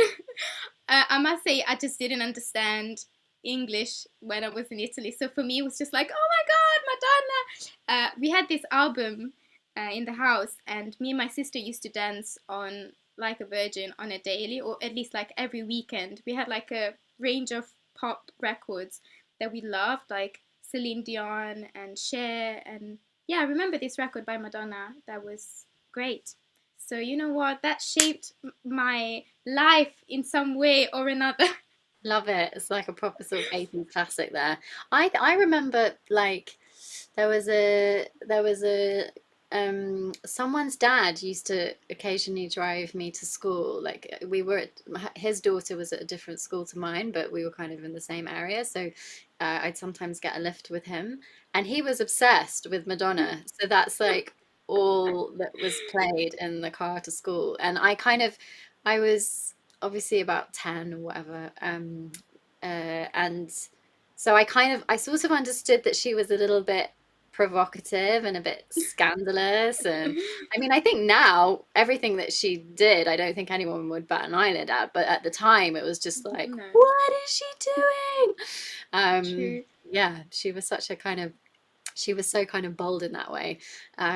Especially, I think now that we have a much better understanding of the music industry and the impact that it has on women. And, I think back then in the 80s, as such a kind of strong female artist, it would have been really tough. So yeah, all the more impressive really that she achieved what she did. Yeah. Okay, what is the most memorable live performance that you have ever been to? Apart from I've ever been to Beyonce's. Beyonce. Yeah. It's difficult to top that Second one most memorable. up. I think we've already covered that one, haven't we? Yeah. I mean, that's it, Once you see Beyonce, I don't know. I can't think of anything else. I mean, there's plenty of great performances, honestly. Actually, Hiatus Coyote at, I don't know, it was 2016 or 15. The last time they came here to have their headline show. I don't remember exactly, but I think Jordan Rakai was opening the gig. And I was just getting obsessed with him, and not a lot of my friends knew him. So I was like, oh my God, you can't believe what I've just seen. And then they were just amazing. And they're also one of those bands that got me really into production, because that's a huge part of what they do. The songwriting is outstanding, and then every element works so well for what's written. Yeah, they're mind blowing. So I think that was also a life changing experience. Good gig. How about the most memorable gig that you've performed, like in part or have been part of? I think probably the last gig I had, or the second to last gig I had before lockdown. I remember to manage to get people to sing to me, which is something that I wasn't really doing. I was still honing like what was like my approach to the audience when I do solo gigs, because I like to change and evolve. And that night people were singing back to me, so it was really nice. I love that. I Yeah. love that so much. Do you remember what they were singing back to you? Yeah, so they were singing this song called Human. And in the chorus, at some point, I just go, but I love you, but I love you. So they kept singing, and I could ad lib on top of that. And I was just like, thank you. Oh, I've got goosebumps. I love Yeah, it that was song really so nice. much. It's such a Thank beautiful you. song. Human, for those of you watching and listening, you should check it Check it out. out. Speaking of Human, that was one of the songs that you kind of used as an example as part of our digital program. So yeah, so Abram Wilson Foundation, like many organizations, last year had to kind of pivot towards a digital music education program. Sans Souci was one of the artists who we worked with, along with Oscar Jerome and Arji Manuel Pillai. Yeah, and you kind of well, you know what, I don't even know why I'm trying to explain what you did, because you can explain what you did. So why don't you tell us your involvement in the Abram Wilson Foundation? What's your involvement, how you got involved, and how that experience of that digital program was for you? Yeah. So, where do I start? I think, in general, my involvement as an educator is really to make sure I understand my experience in the music industry as an artist and as a person, and try to translate that into my method as an educator. So one of the things that I found really interesting and inspiring in the way we're working together is that when I had to create the Future Sounds project, well, my 3 episode workshop, I literally had to study myself. So I had to analyze the way I write songs and what is my creative process behind it, to be able to share it with people that haven't explored that yet in their lives. So basically, what I do is going from the moment you conceive your ideas, and then um, going through journaling, which is something that I do on a daily, and I feel like it's helped me figuring out a lot of things about myself, and then trying to put that into your songwriting, either unconsciously or consciously, and then creating your song, being able to appreciate the simplest ideas and developing them into something bigger, without being afraid of dreaming big, because the worst thing that you could do is just scaling things down. But I found it really interesting how at some point of my life I was just planning so small that then there was nothing left of my ideas.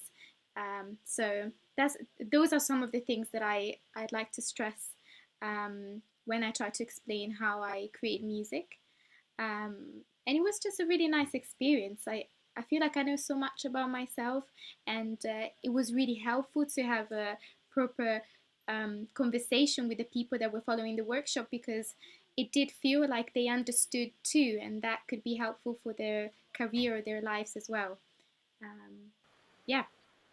Yeah, it was for those of you who are kind of interested in being taught by Sanssouci, if you go to abramwilson.com/future sound digital, you'll find lots of little music tutorial videos from Sanssouci, as well as Oscar Jerome and Arji Manuel Pillai. And then we also did a series of webinars this term, which are available on our YouTube channel as well. So you can check those out.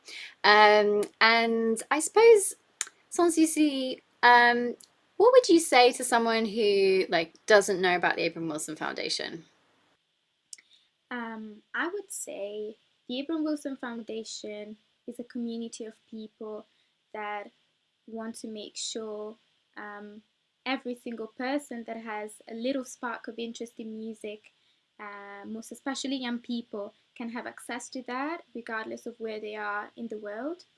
Um, so it's basically my dream when I was 15 years old and I didn't know what to do with music and my music interest. I just feel like just having people that make that a reality for you by creating more spaces where you can share music and you can experiment with music can really boost your confidence and make you understand if actually music could be a professional, a career option for you. Because it can be, and I think it's just nice to um, bring forward the voices of people that are doing this as a job, and having that as a focus in the foundation. Um, I don't know, maybe it was messy, but I think I covered it. No, that was lovely. I mean, I think I always love to kind of hear it from other people, who work with us, because I've been doing it for such a long time, and it's the organization that I set up and I'm so in it. It's like sometimes I'm like, oh, can I just get a fresh perspective on this? So yeah, I mean, for me, it's just the most important thing is that a broader range of young people can see music as an option for them. And as long as they see it as an option, then I feel like we've done our job. You know, as long as they've been given a chance to explore their creative potential and see music as something that is possible for them, I'm happy, you know, because I think the problem is there are a lot of young people who don't think that it's for them, that it's not a world that they can be part of, that the doors are closed to them. And I just want to make sure, with working with people like you and so many of the other artists we've worked with along the way, like Sheila and Coco Rocco and Cassie and Seed Ensemble and Oscar and da da da, so many amazing musicians. That, you know, the young people that we work with, that we reach through our now digital program, that we reach through our, you know, the face-to-face workshops that we deliver, that it's like, oh, okay, like, you know, Sanssouci isn't that much different from me. Like, I have a mixed heritage background. I'm female. I can sing. She didn't start playing guitar till she was 20. I'm only 15. Maybe I could just start now. You know, it's like, see where it takes me. And I think it's kind of understanding that there's different paths to music. You don't have to start when you're 4 years old and take music GCSE and, you know, apply to a conservatoire. Like, you can, there's different ways in, and I think you're such an amazing example of that. Thank you. You mentioned, you talked about being 15 and wishing that the Abram Wilson Foundation had been around when you were 15. What advice would you give to your 15-year-old self? Hmm. I would say when you start not believing in your potential, make sure you surround yourself with people that have witnessed that, because community is important. So I feel like at that age, I didn't have the community around me to take me seriously when I was thinking about music, or when even just the ability to imagine a future in music, as you mentioned. It really depends on the community you put in. And most of my friends really didn't know anything about it, and they wouldn't see that as a reality as much as I didn't. So I'm really happy that that gradually happened, but definitely if I had that chance earlier on, it would have been beneficial. But I think I sit in my experience as as it is, because eventually it brought me where I am today. But that's definitely something I would tell myself. Can you just say that one more time so it like really sinks into everyone who's listening? Because I think it was really Yes. important what you just said. What I would say to myself when I was 15 years old is to surround yourself with people that will remind you of your potential. So, a family and a community of people that know what you can do when you might feel a bit discouraged or lost in trying to see your future brightly. I love that. It's so much about surrounding yourself with people who believe in you when you don't. I think that's it's really key. You know, you need those people around you who can kind of scrape you up off the floor. As one of my Yeah. very close friends has said to me over the years, as long as you've got people who can scrape you off the floor, who believe in you, who can help put you back together, who can encourage you, who know how brilliant you are, then I think you're going to be okay. So important to surround yourself with people like that. Even if it's just one person, find that Yeah. one person who will believe Yeah. in you all the way. Okay, Sanssouci, it's been such a treat to chat with you today. Thank you so much. Lovely to chat with you too. Thank you. You're welcome. Thank you, We Out Here Festival, for having us. It's been a joy. So you're going to play us out with your final track, which is "I'm On." It's Yes. a home premiere. It's being released today, 16th of April. So please go and check it out. And then, do you just want to kind of like give us a little rundown of like where to find you online? Yes, so you can find me online on every social media platform at Sanssouci Music. And Sanssouci is spelled Sanssoucis, because loads of people misspell it. But Sanssouci Music, yes, everywhere. And I'm On is out now, so make sure you check it out. There's a beautiful music video available on YouTube for you too. So hope you'll enjoy this performance, and hope to see you soon. Thank you so much. And if you want to check out Abram Wilson Foundation, we are abramwilson.com, and then we're on Twitter, Instagram, and Facebook. Abram Wilson Foundation, or Abram Wilson, I think, is on Twitter. So yeah, thank you so much. And yeah, enjoy I'm On, everyone.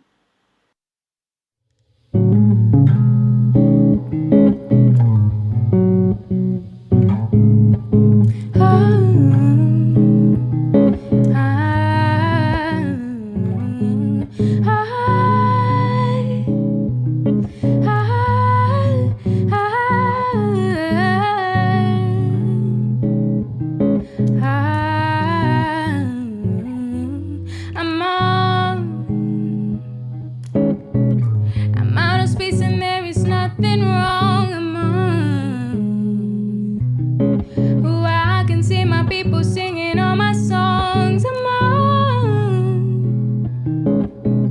It's been a while, but I could still be gone. I'm on.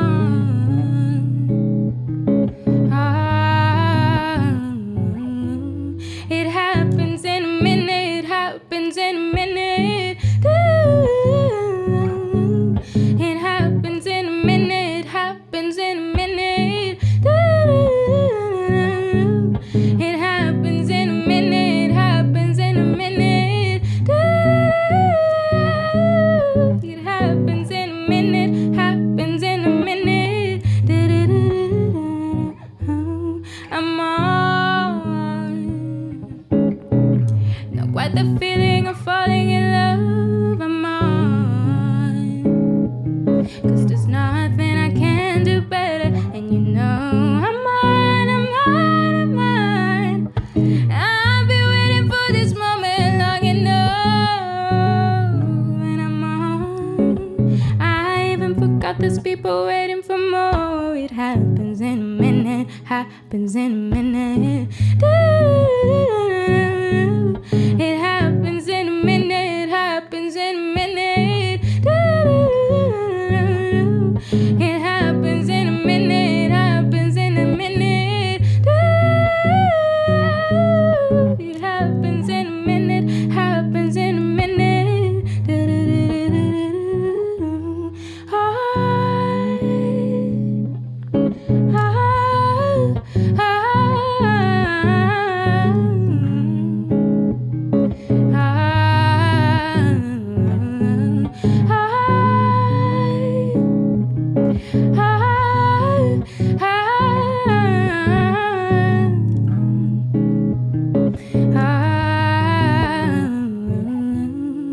Stop everything and set yourself free. I'm telling you, just follow what you need. Stop everything and set yourself free. I'm telling you, just follow what you. Stop everything and set yourself free. I'm telling you, just follow what you. Stop everything and set yourself. Oh, it happens in a minute, happens in a minute. It happens in a minute, happens in a minute.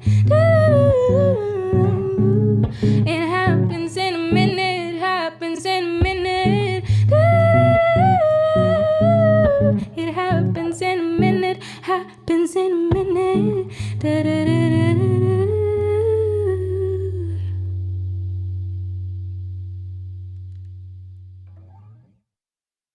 So that was I'm On by Sans Souci. Thank you so much for joining us today. Just a final reminder that Abram Wilson Foundation is We Out Here's charity partner for today. So if you'd like to support us, you can do that by clicking on the donate button on their site for today's festival. I hope you enjoy some of the other things that they've got in store for today. And if you want to check out Abram Wilson, you can do that by going to our website, abramwilson.com. We're on Twitter, Abram Wilson, Facebook and Instagram, Abram Wilson Foundation. And I believe it's the same for YouTube, where you can check out our digital program featuring Sans Souci, Oscar Jerome and Arji Manuel Pillai. Thanks so much, and enjoy the rest of the day. Bye. Hello. Hope you're all enjoying the festival so far. It's the We Out Here online edition. Welcome to the Worldwide FM Takeover. My name is Papa All. I'm going to be your host for the next 2 hours, and we've got a pretty jam-packed show today. Live sessions from Rainy Miller, Los Bichos, who you may know from their show here on Worldwide FM, and a mix from the one and only Gavsborg. I mean, what more could you ask for? Plus, I'll be speaking with Jenny Cashman-Wilson, founder of the Abram Wilson Foundation, that's our charity partner today, about some of the work they're doing. And yeah, it's going to be a lot to get through, but it's going to be lots of fun. So first things first, we've got time for a bit of music to get us warmed up. Here's a track from 2 artists who I'm really, really looking forward to seeing this summer at the Real Life We Out Here, IRL. This is DeMay with Let Go featuring Joe Armon-Jones.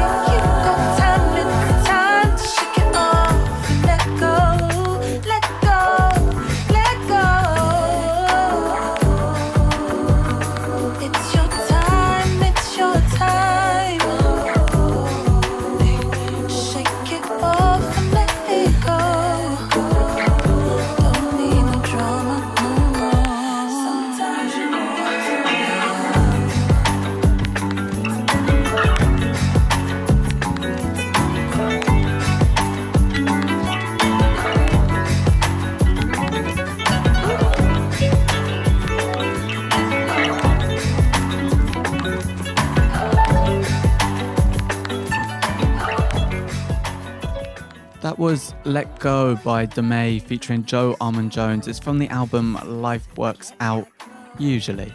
And I can't wait to catch both DeMay and Joe live this summer at We Out Here Festival. But now, time for our first live session of the show, I think. I was first introduced to Rainy Miller's music recently by my wonderful producer Sam. He's an artist based up in Preston, which for everyone tuned in from outside the UK is a city up north, pretty close to Manchester. There's going to be a live video stream as well. If you want to catch that, it will be streaming on Worldwide FM channels. Check the Facebook, check the Mixcloud Live. And we're also live up on weouthherefestival.com, the main stage, if you're locked in there. Anyway, here he is. This is Rainy Miller live in session for Worldwide FM at We Out Here Festival. こんにちは、こんばんは、おはようございます。ワールドワイド FM です。Rainy Miller live at We Out Here.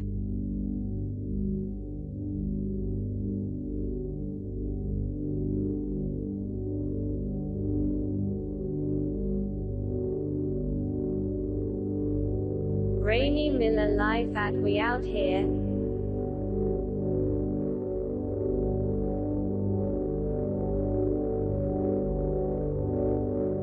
Rainy Miller live at We Out Here.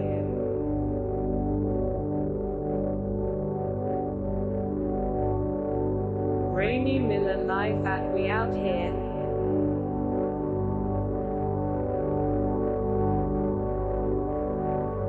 Rainy Miller live at We Out Here.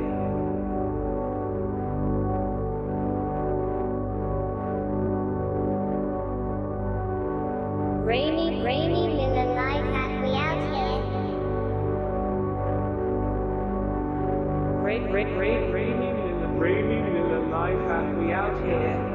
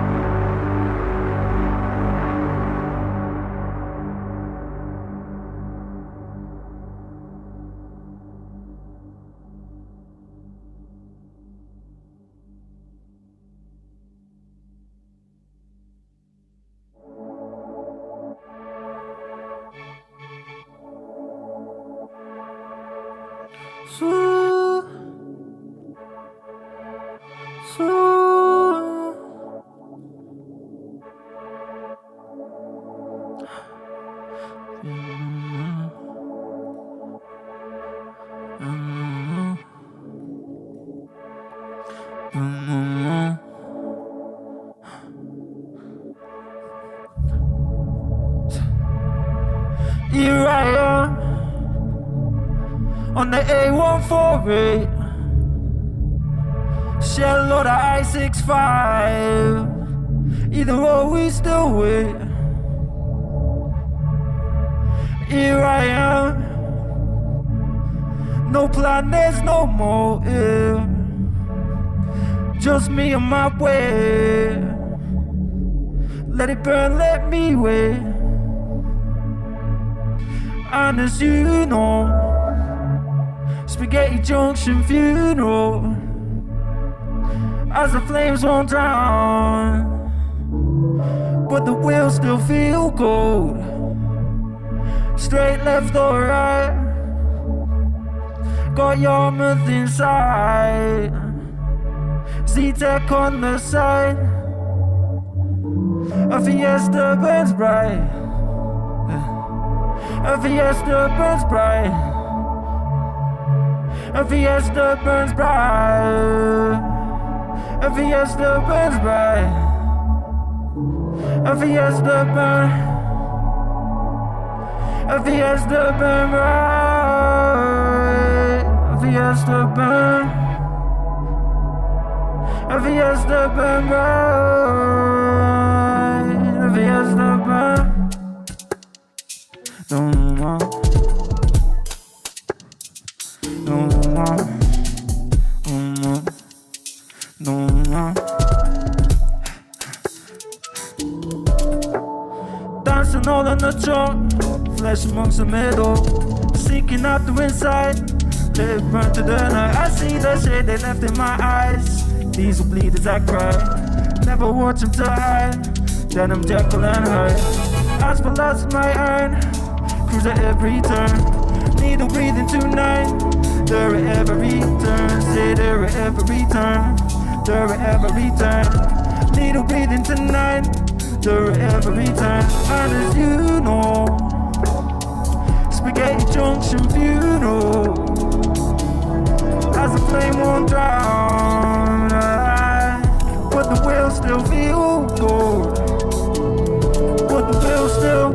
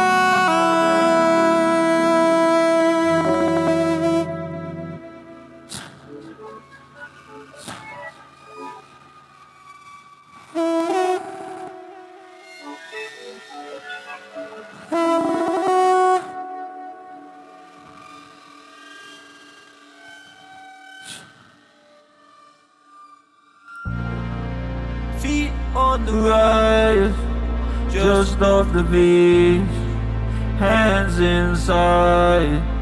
I wanna be alright, be alright, be alright, be alright. No one can watch over you.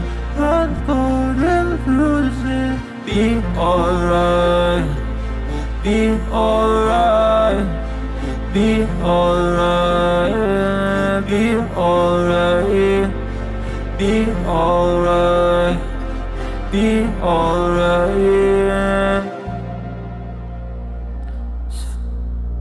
We riding on. Stay riding on. Just riding on. Stay riding on.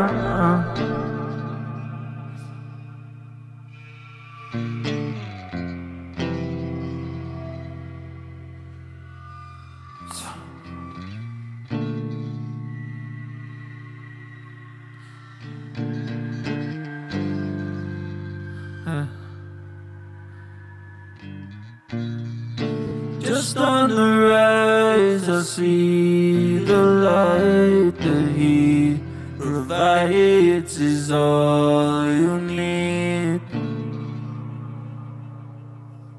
Just out to sea.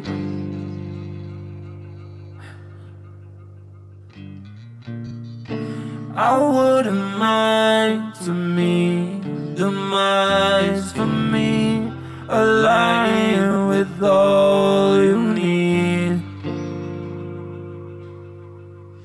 Just out to sea,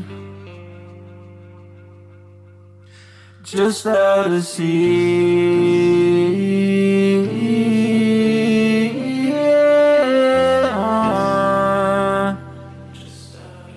Just out to sea.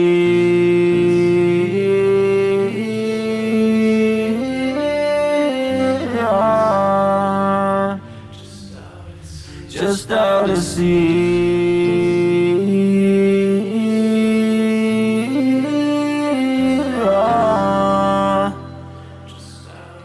Just out to sea. Just out to sea. Just out to sea. Just out. Just out. Just out to sea. Just out. Just out. Just out. Just out. Just out. Just out to sea. Just out. Just out.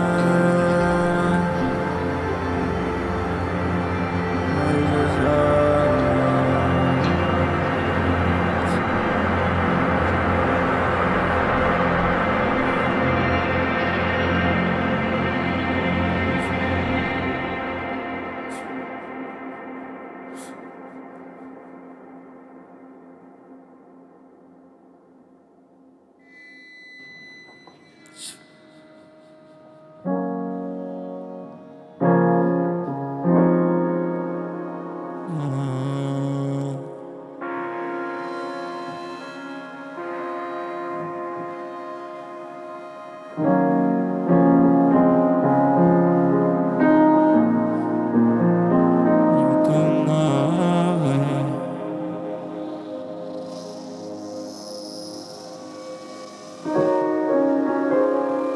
when you come out,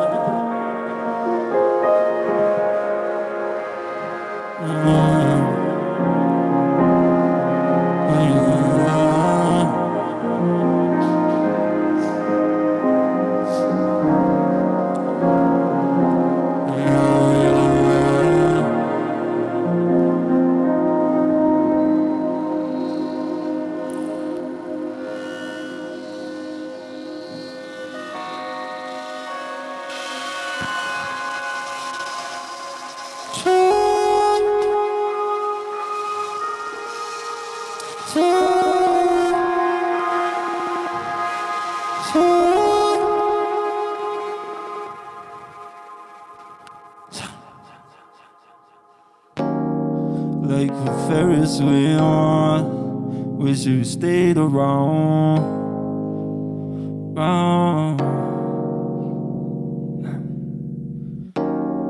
Ain't a place higher fun with a wave arriving, quite like you. We fly into won't you fly soon? Way back my way. Ain't a place in which I stay. Hoping you could come to mine, but you don't seem to get nowhere. I've been fucking up thinking it's you. Every time I see the beach water and the blue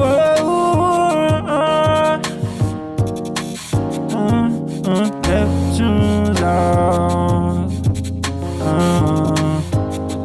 Swim away my eyes. Neptune's out. When you come around, I'll do. Neptune's out. Won't you come around, I'll do. Neptune's out. When you come around, I'll drown.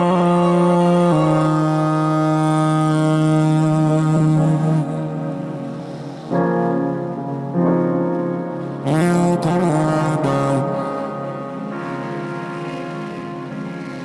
when you come around, I'll drown.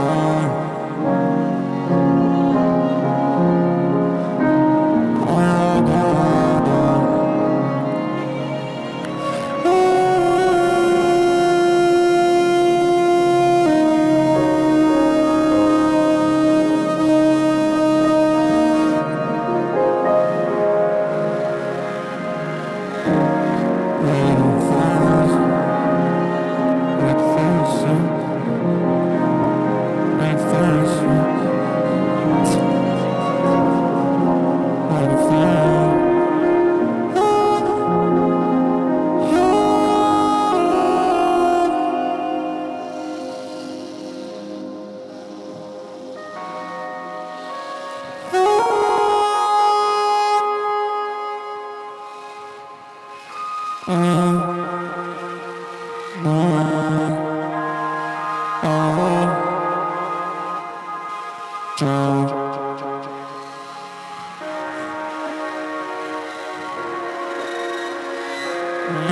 around, won't you come my way?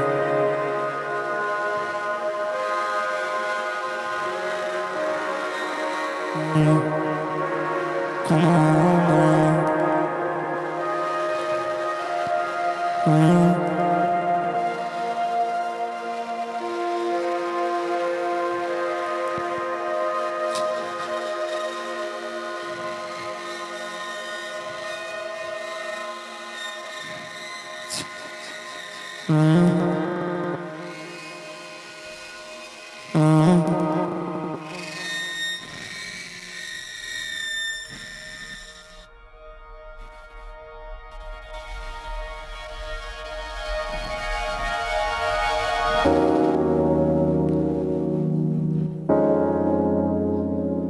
How was I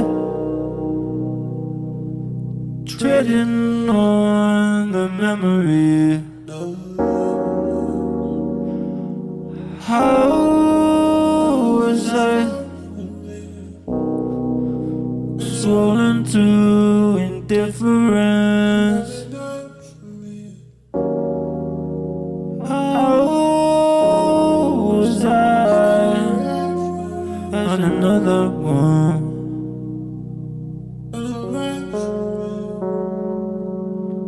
Broken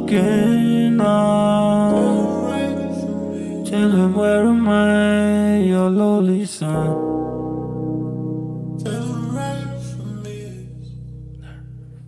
Yellow man, when you turn around with your eyes sleep. For me it's all I see. Yellow man, do you tell her all that's mine? For me it's all I see. Yellow man, do you tell her all that I need?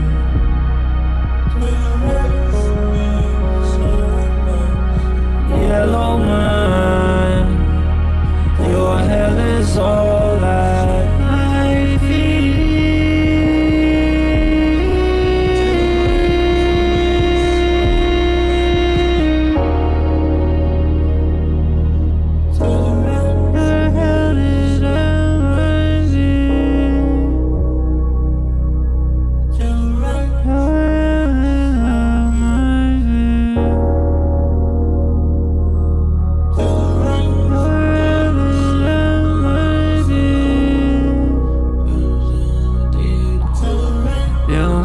but they know what they came for, and they tell them what they ain't right. You can tell them what they ain't right. Tell them that they ain't right. You can tell them that they ain't right. Tell them that they ain't right, man. You can tell them that they ain't right. Tell them that they ain't right. Hell is over there.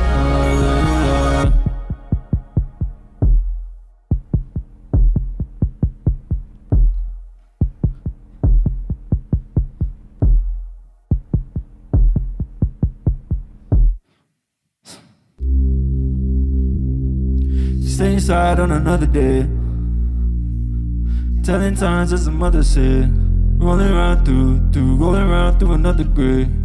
Tell the time, lockdown, never felt like a summer's day. We are here,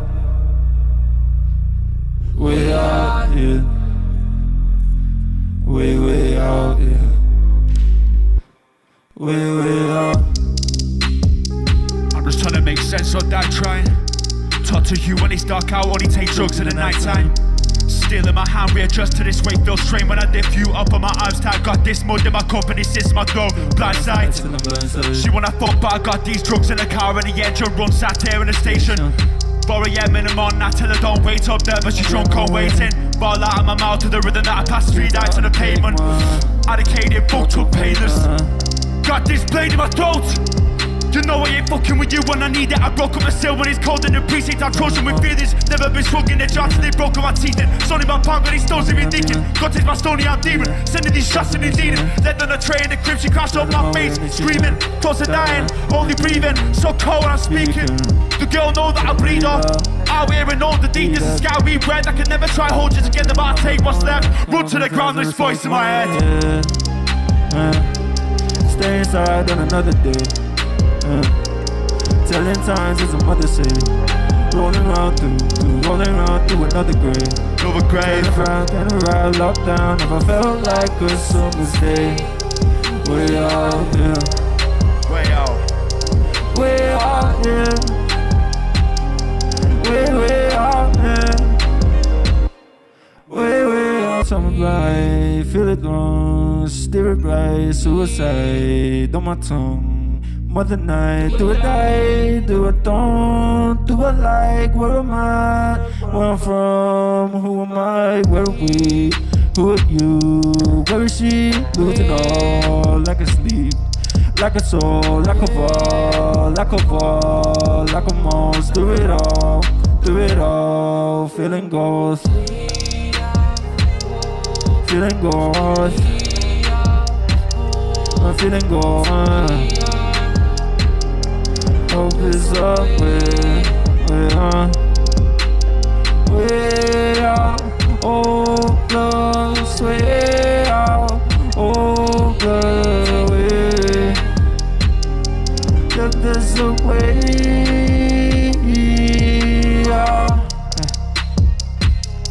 Feeling goes, feeling gone, feeling goes, feeling gone. Oh blood, oh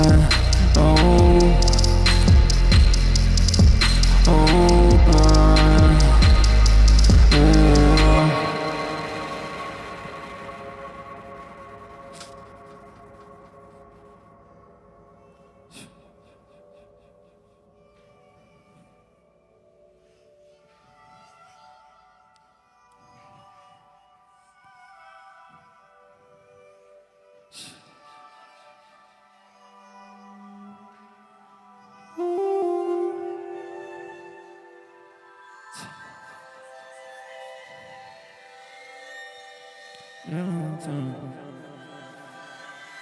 When I think of 360,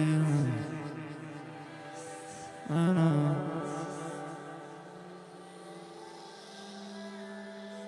think of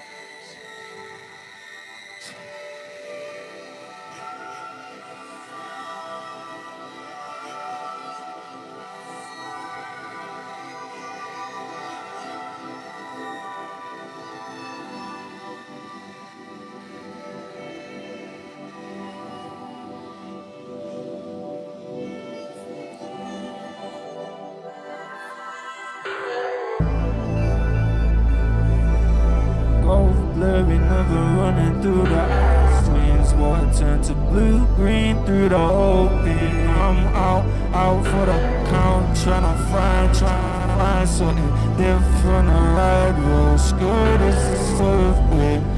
Pull up in a boat, moving on, kinda different. I thought you know how we roll as my head sticks out the window. Cause he's all swaggin' all through the road. Cause you know how it's like that when the sun beats riding. And it's all things like in the skies, so you know how it goes. If the head sticks out the window, I know I all through the way. Do you know how we ride when the work turns to the night time? Those rides don't be like this. Nothing is the big riders. Ride outs, the prices we pull out the window cut. Night time with the babies right on. Oh, it's wild boss. Swags, do you know what's the sunlight? Cargoes and speeds like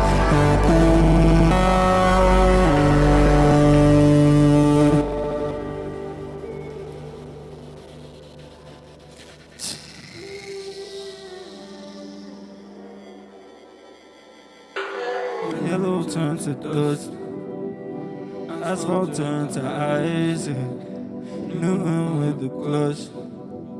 Man, I think I'm rising.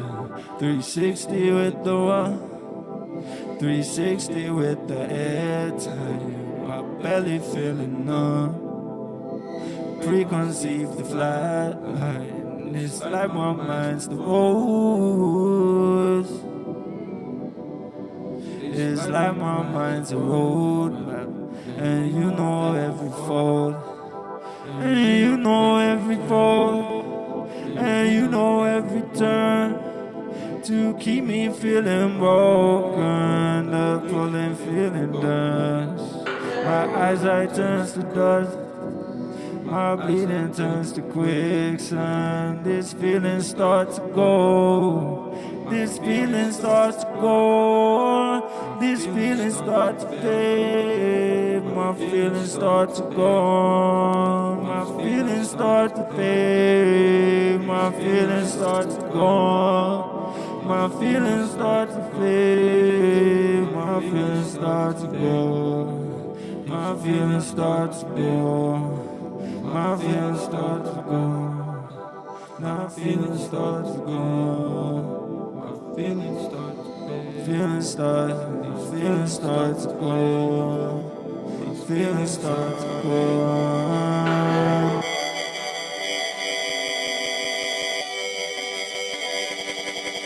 Do you know how it feels when out the window, my streets louder, everything louder, moving all night, moving all over.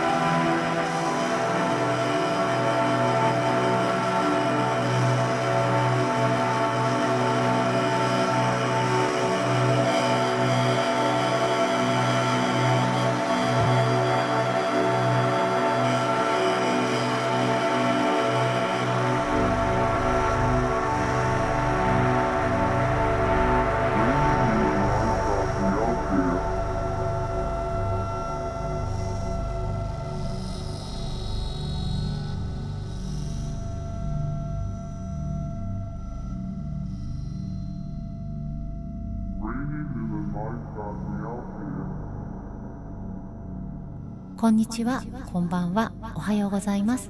ワールドワイド FM です。How about that then? That was just beautiful. That was Rainy Miller live in session for the last half hour. Every time I listen to Rainy Miller's music, I find myself just getting swept away. And I hope you loved it as much as I did. He's got a new EP out. It came out a few weeks ago on Fixed Abode. It's called A Choreographed Interruption. And if you missed any of that, or you want to catch up, or you just want to watch it again, the videos will be going up on our IGTV and YouTube channels very soon. So keep an eye out for those. If you've just locked in, you're tuned into the Worldwide FM Takeover for We Out Here's online edition. It's the 16th of April. My name is Papa Ul. And I don't know about you, but I am excited.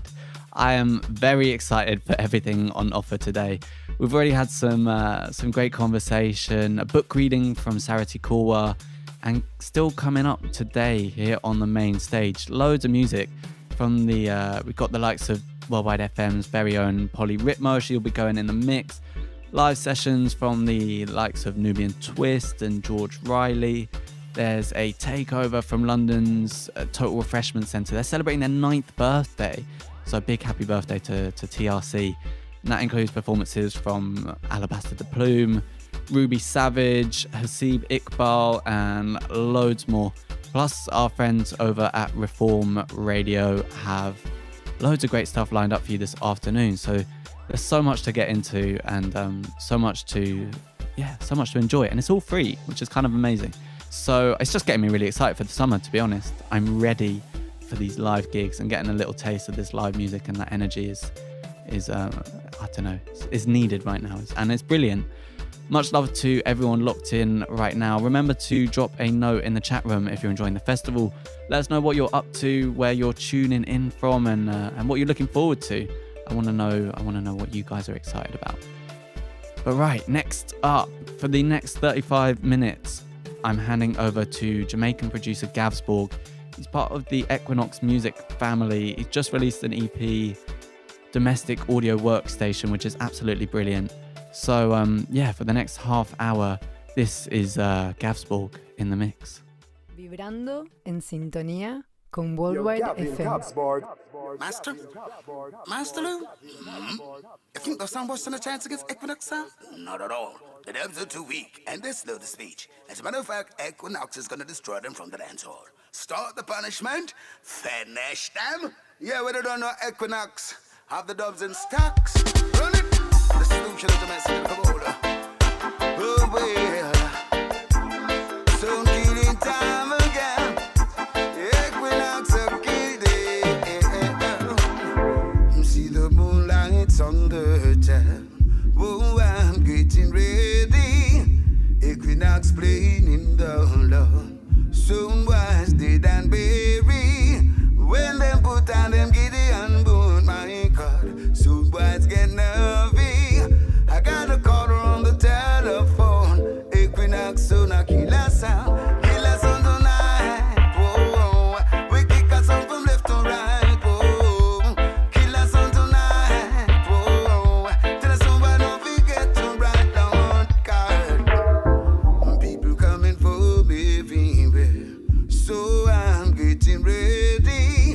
Another jump and will disappear. And selectors getting nervy. Cause they know what Equinox will do. Some boys. Oh yeah. Equinox is like a dynamite. And if I soon want this lose in life, oh well, let the dumplings take control now. Equinox soon a killer sound tonight. Whoa, we kick a sound from left to right. Whoa, killer sound tonight. Whoa, till the sound don't forget to write down card. You say, oh, soon was banding for more. When Equinox bust the dance floor. Yeah, guys.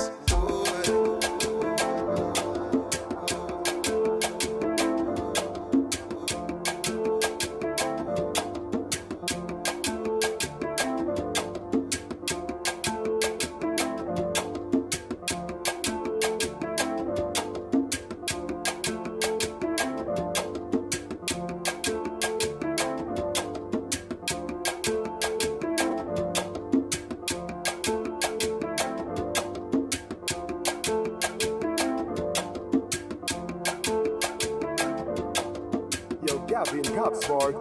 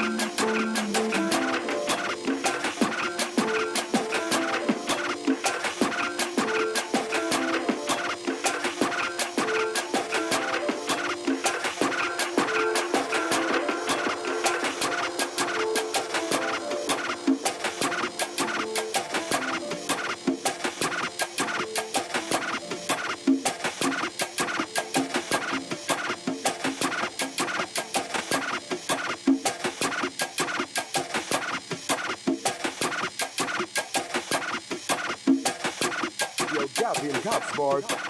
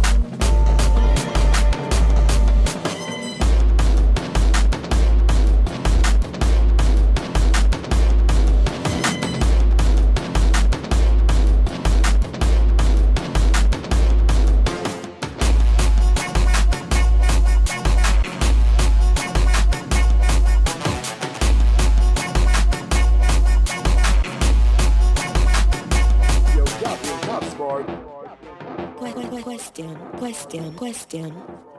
What insects love rock music? Answer. Termites. Termites. Termites. Termites. Termites. Termites. Termites. Termites.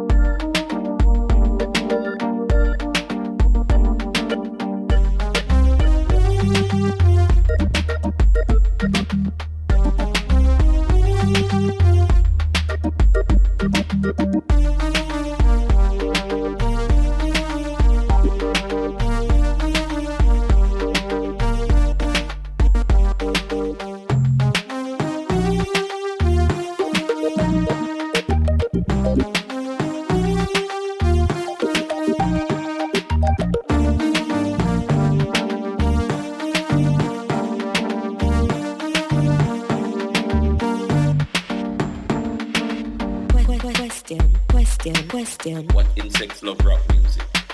Answer. Termites. Termites. Termites.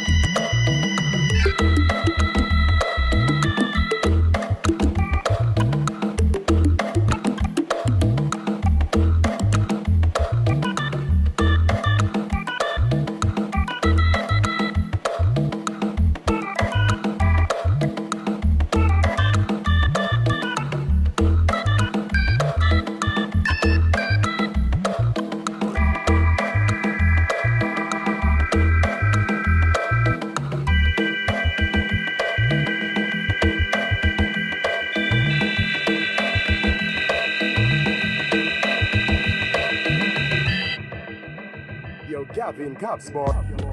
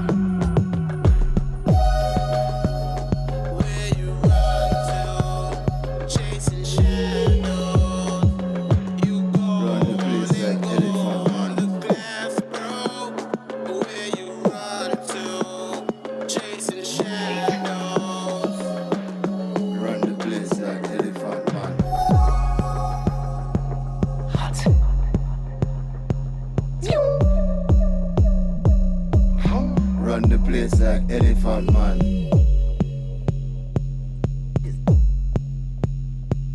Chop. Run the place like Elephant Man. Right. Hot. Run the street like Elephant Man. Right. Watch your left. Run the place like Elephant Man.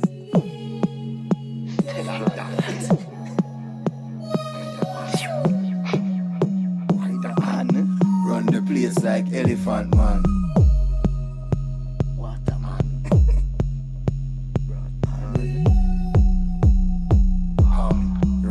place like Elephant Man.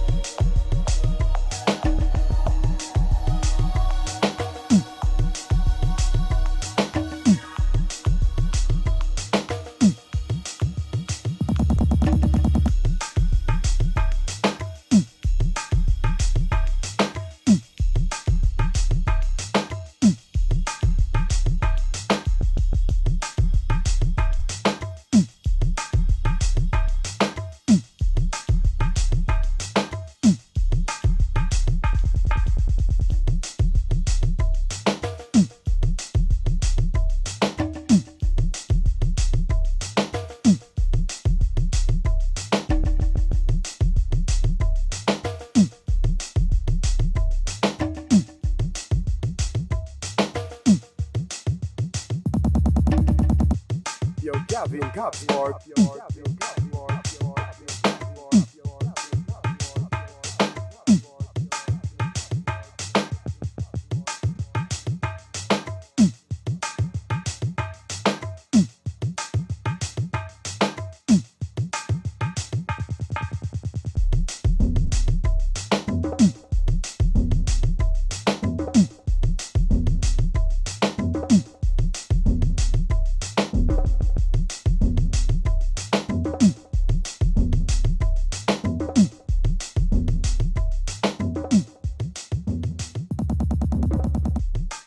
Vibrando en sintonía con Worldwide FM. What a mix there from Gavsborg. He's been in the mix for the last half an hour here. You're listening to the Worldwide FM show at the We Out Here Festival online edition. Just a killer mix from Gavsborg. A new EP out now, Domestic Audio Workstation, and Always Work kind of just feels like this collage of sound bites and different elements that are coming together to make one cohesive thing, and I'm so glad that carries over into his DJ mixes as well. That was I loved it. So earlier on I caught up with Jenny Cashman Wilson. She's the founder of the Abram Wilson Foundation, our charity partner today, and she told me about the brilliant work that they're doing and how we can all support. Vibrando en sintonía con Worldwide FM. Hello and welcome. You're listening to Worldwide FM. We're here for the We Out Here online edition. It's the 16th of April. I'm joined now by Jenny Cashman Wilson, founder of the Abram Wilson Foundation. Thanks so much for coming on the show, Jenny. How are you doing? I'm good, thanks. Thanks for having me. Very excited to be here. It's an absolute pleasure, and I'm just really excited by the festival in general. There's so much live music on offer today, and especially like looking forward to the summer. It's just exciting the thought of live music again, isn't it? Yeah, I feel like today is a really kind of good taster of what is to come. So it's just kind of like a nice reminder. You're like, ooh, lovely things to watch, lovely things to distract myself whilst doing some work, and then thinking about actually like going to see some live music. Oh my goodness, it's been a year since I have been to a gig. I don't know about you. It is crazy. I went to a couple of outdoor seated, socially distanced gigs last summer, but it's not quite the same, is it? Right. I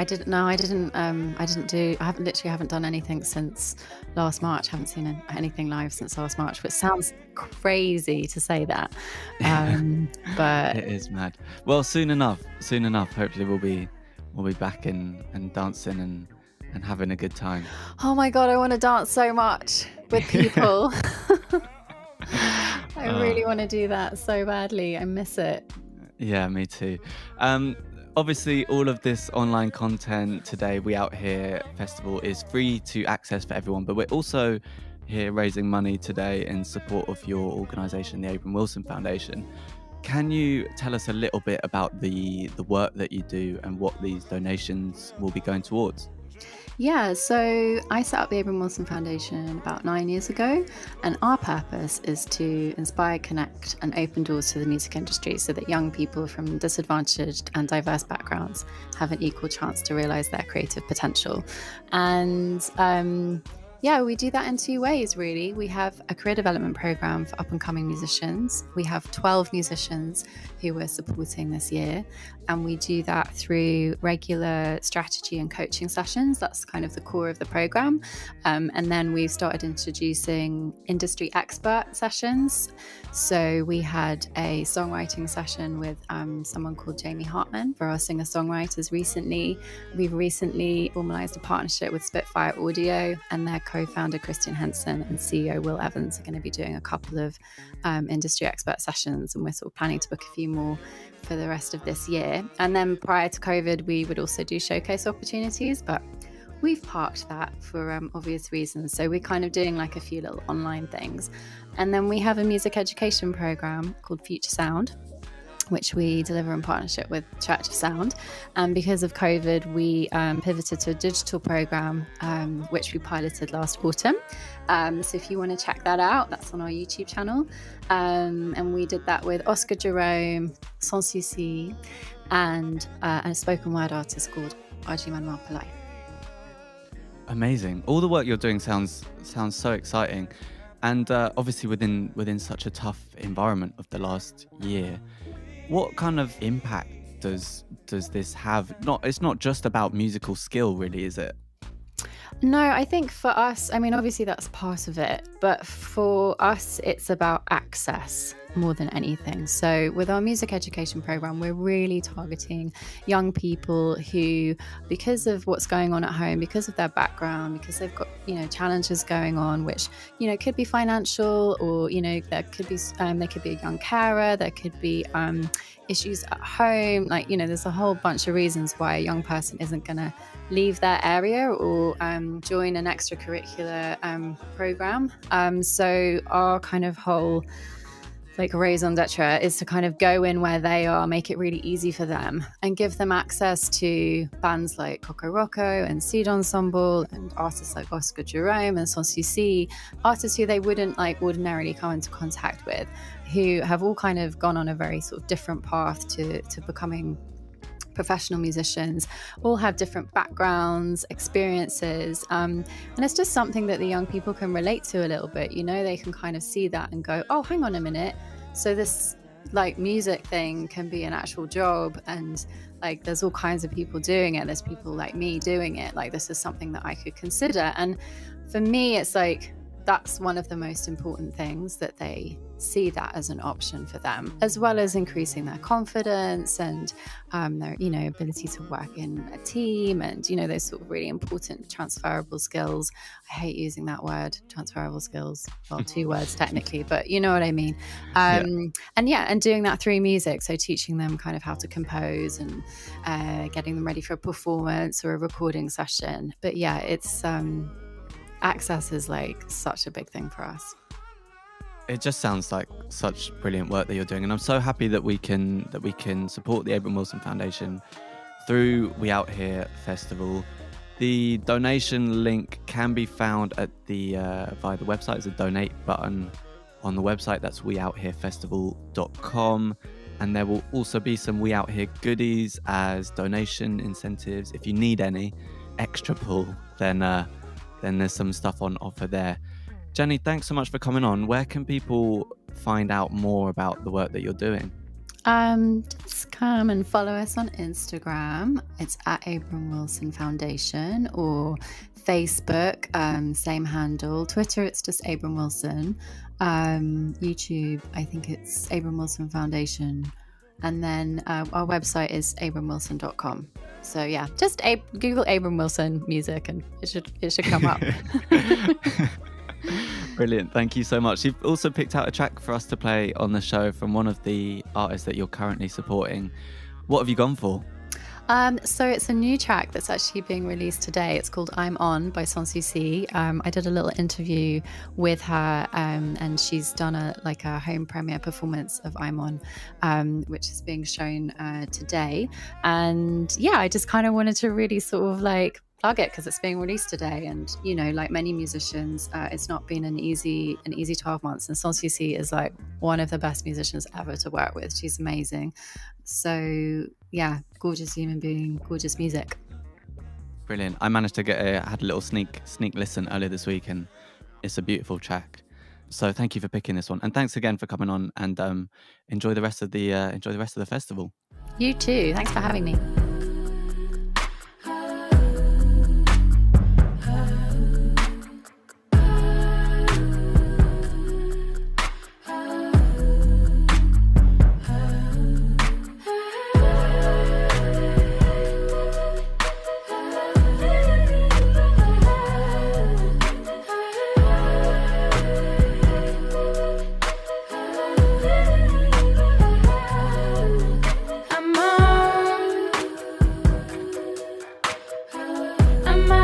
And there is nothing wrong. I'm on.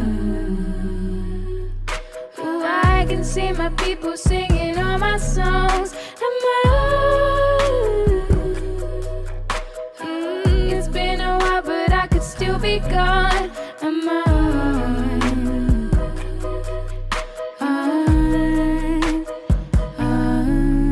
It happens in a minute, happens in a minute.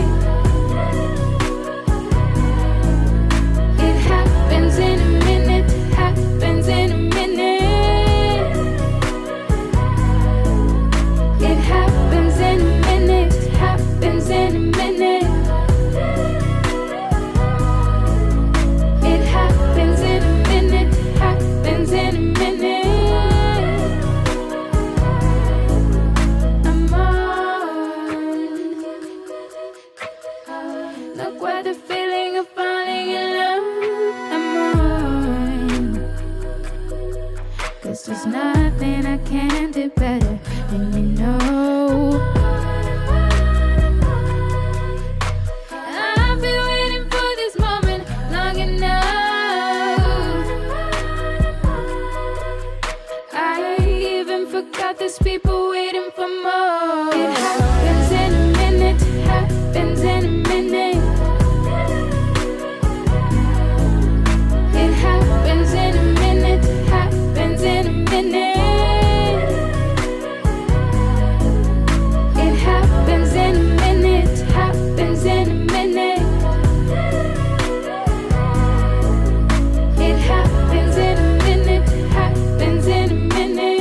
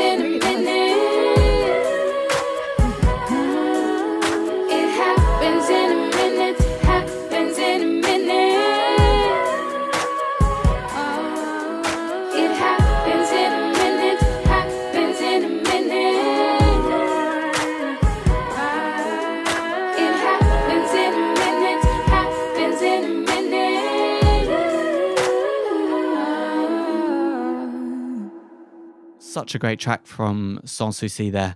That's called I'm On, and it's out today.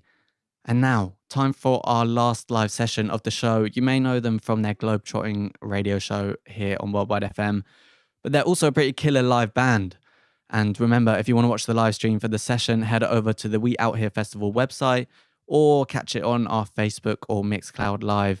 And just a quick warning, if you're prone to a bit of FOMO, to wanting to join in on a Friday afternoon, you might want to have a bottle of tequila handy. With a live session straight from Hackney's Moth Club, here are Los Bichos. こちらはワールドワイド FM です。 Good evening, everybody. Thank you for tuning in. We are Los Bichos, and we have an array of songs for you this evening. We would like to give a big shout out to our beautiful friend Matthias for filling in on guitar tonight. Lovely bloke. We have, give it up. Triple F is our first song this evening. Enjoy.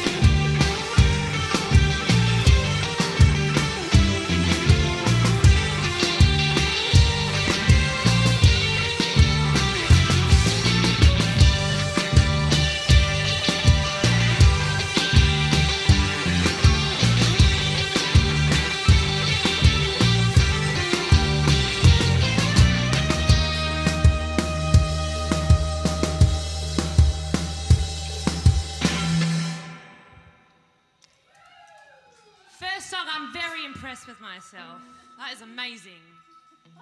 That is amazing. Always bring a spare.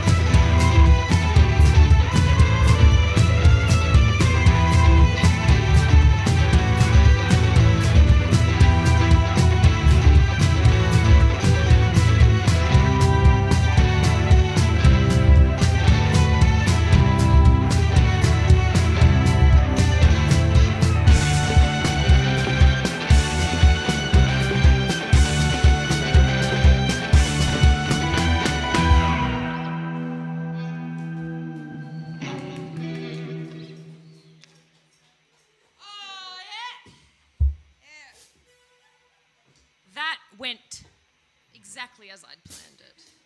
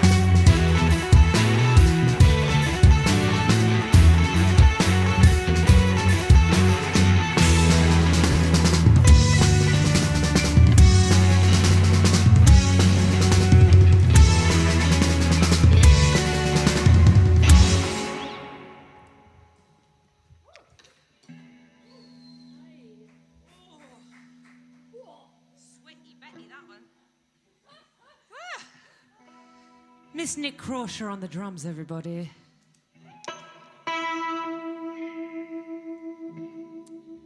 The next song we are going to play for you tonight is a little number we released last year. It's called Pista, Great Start. And obviously you're going to be at home, but doesn't mean you can't dance. So we have a little hand dance thing going on. So just do the little hand dance thing. It's pretty fun. It's a nice little something.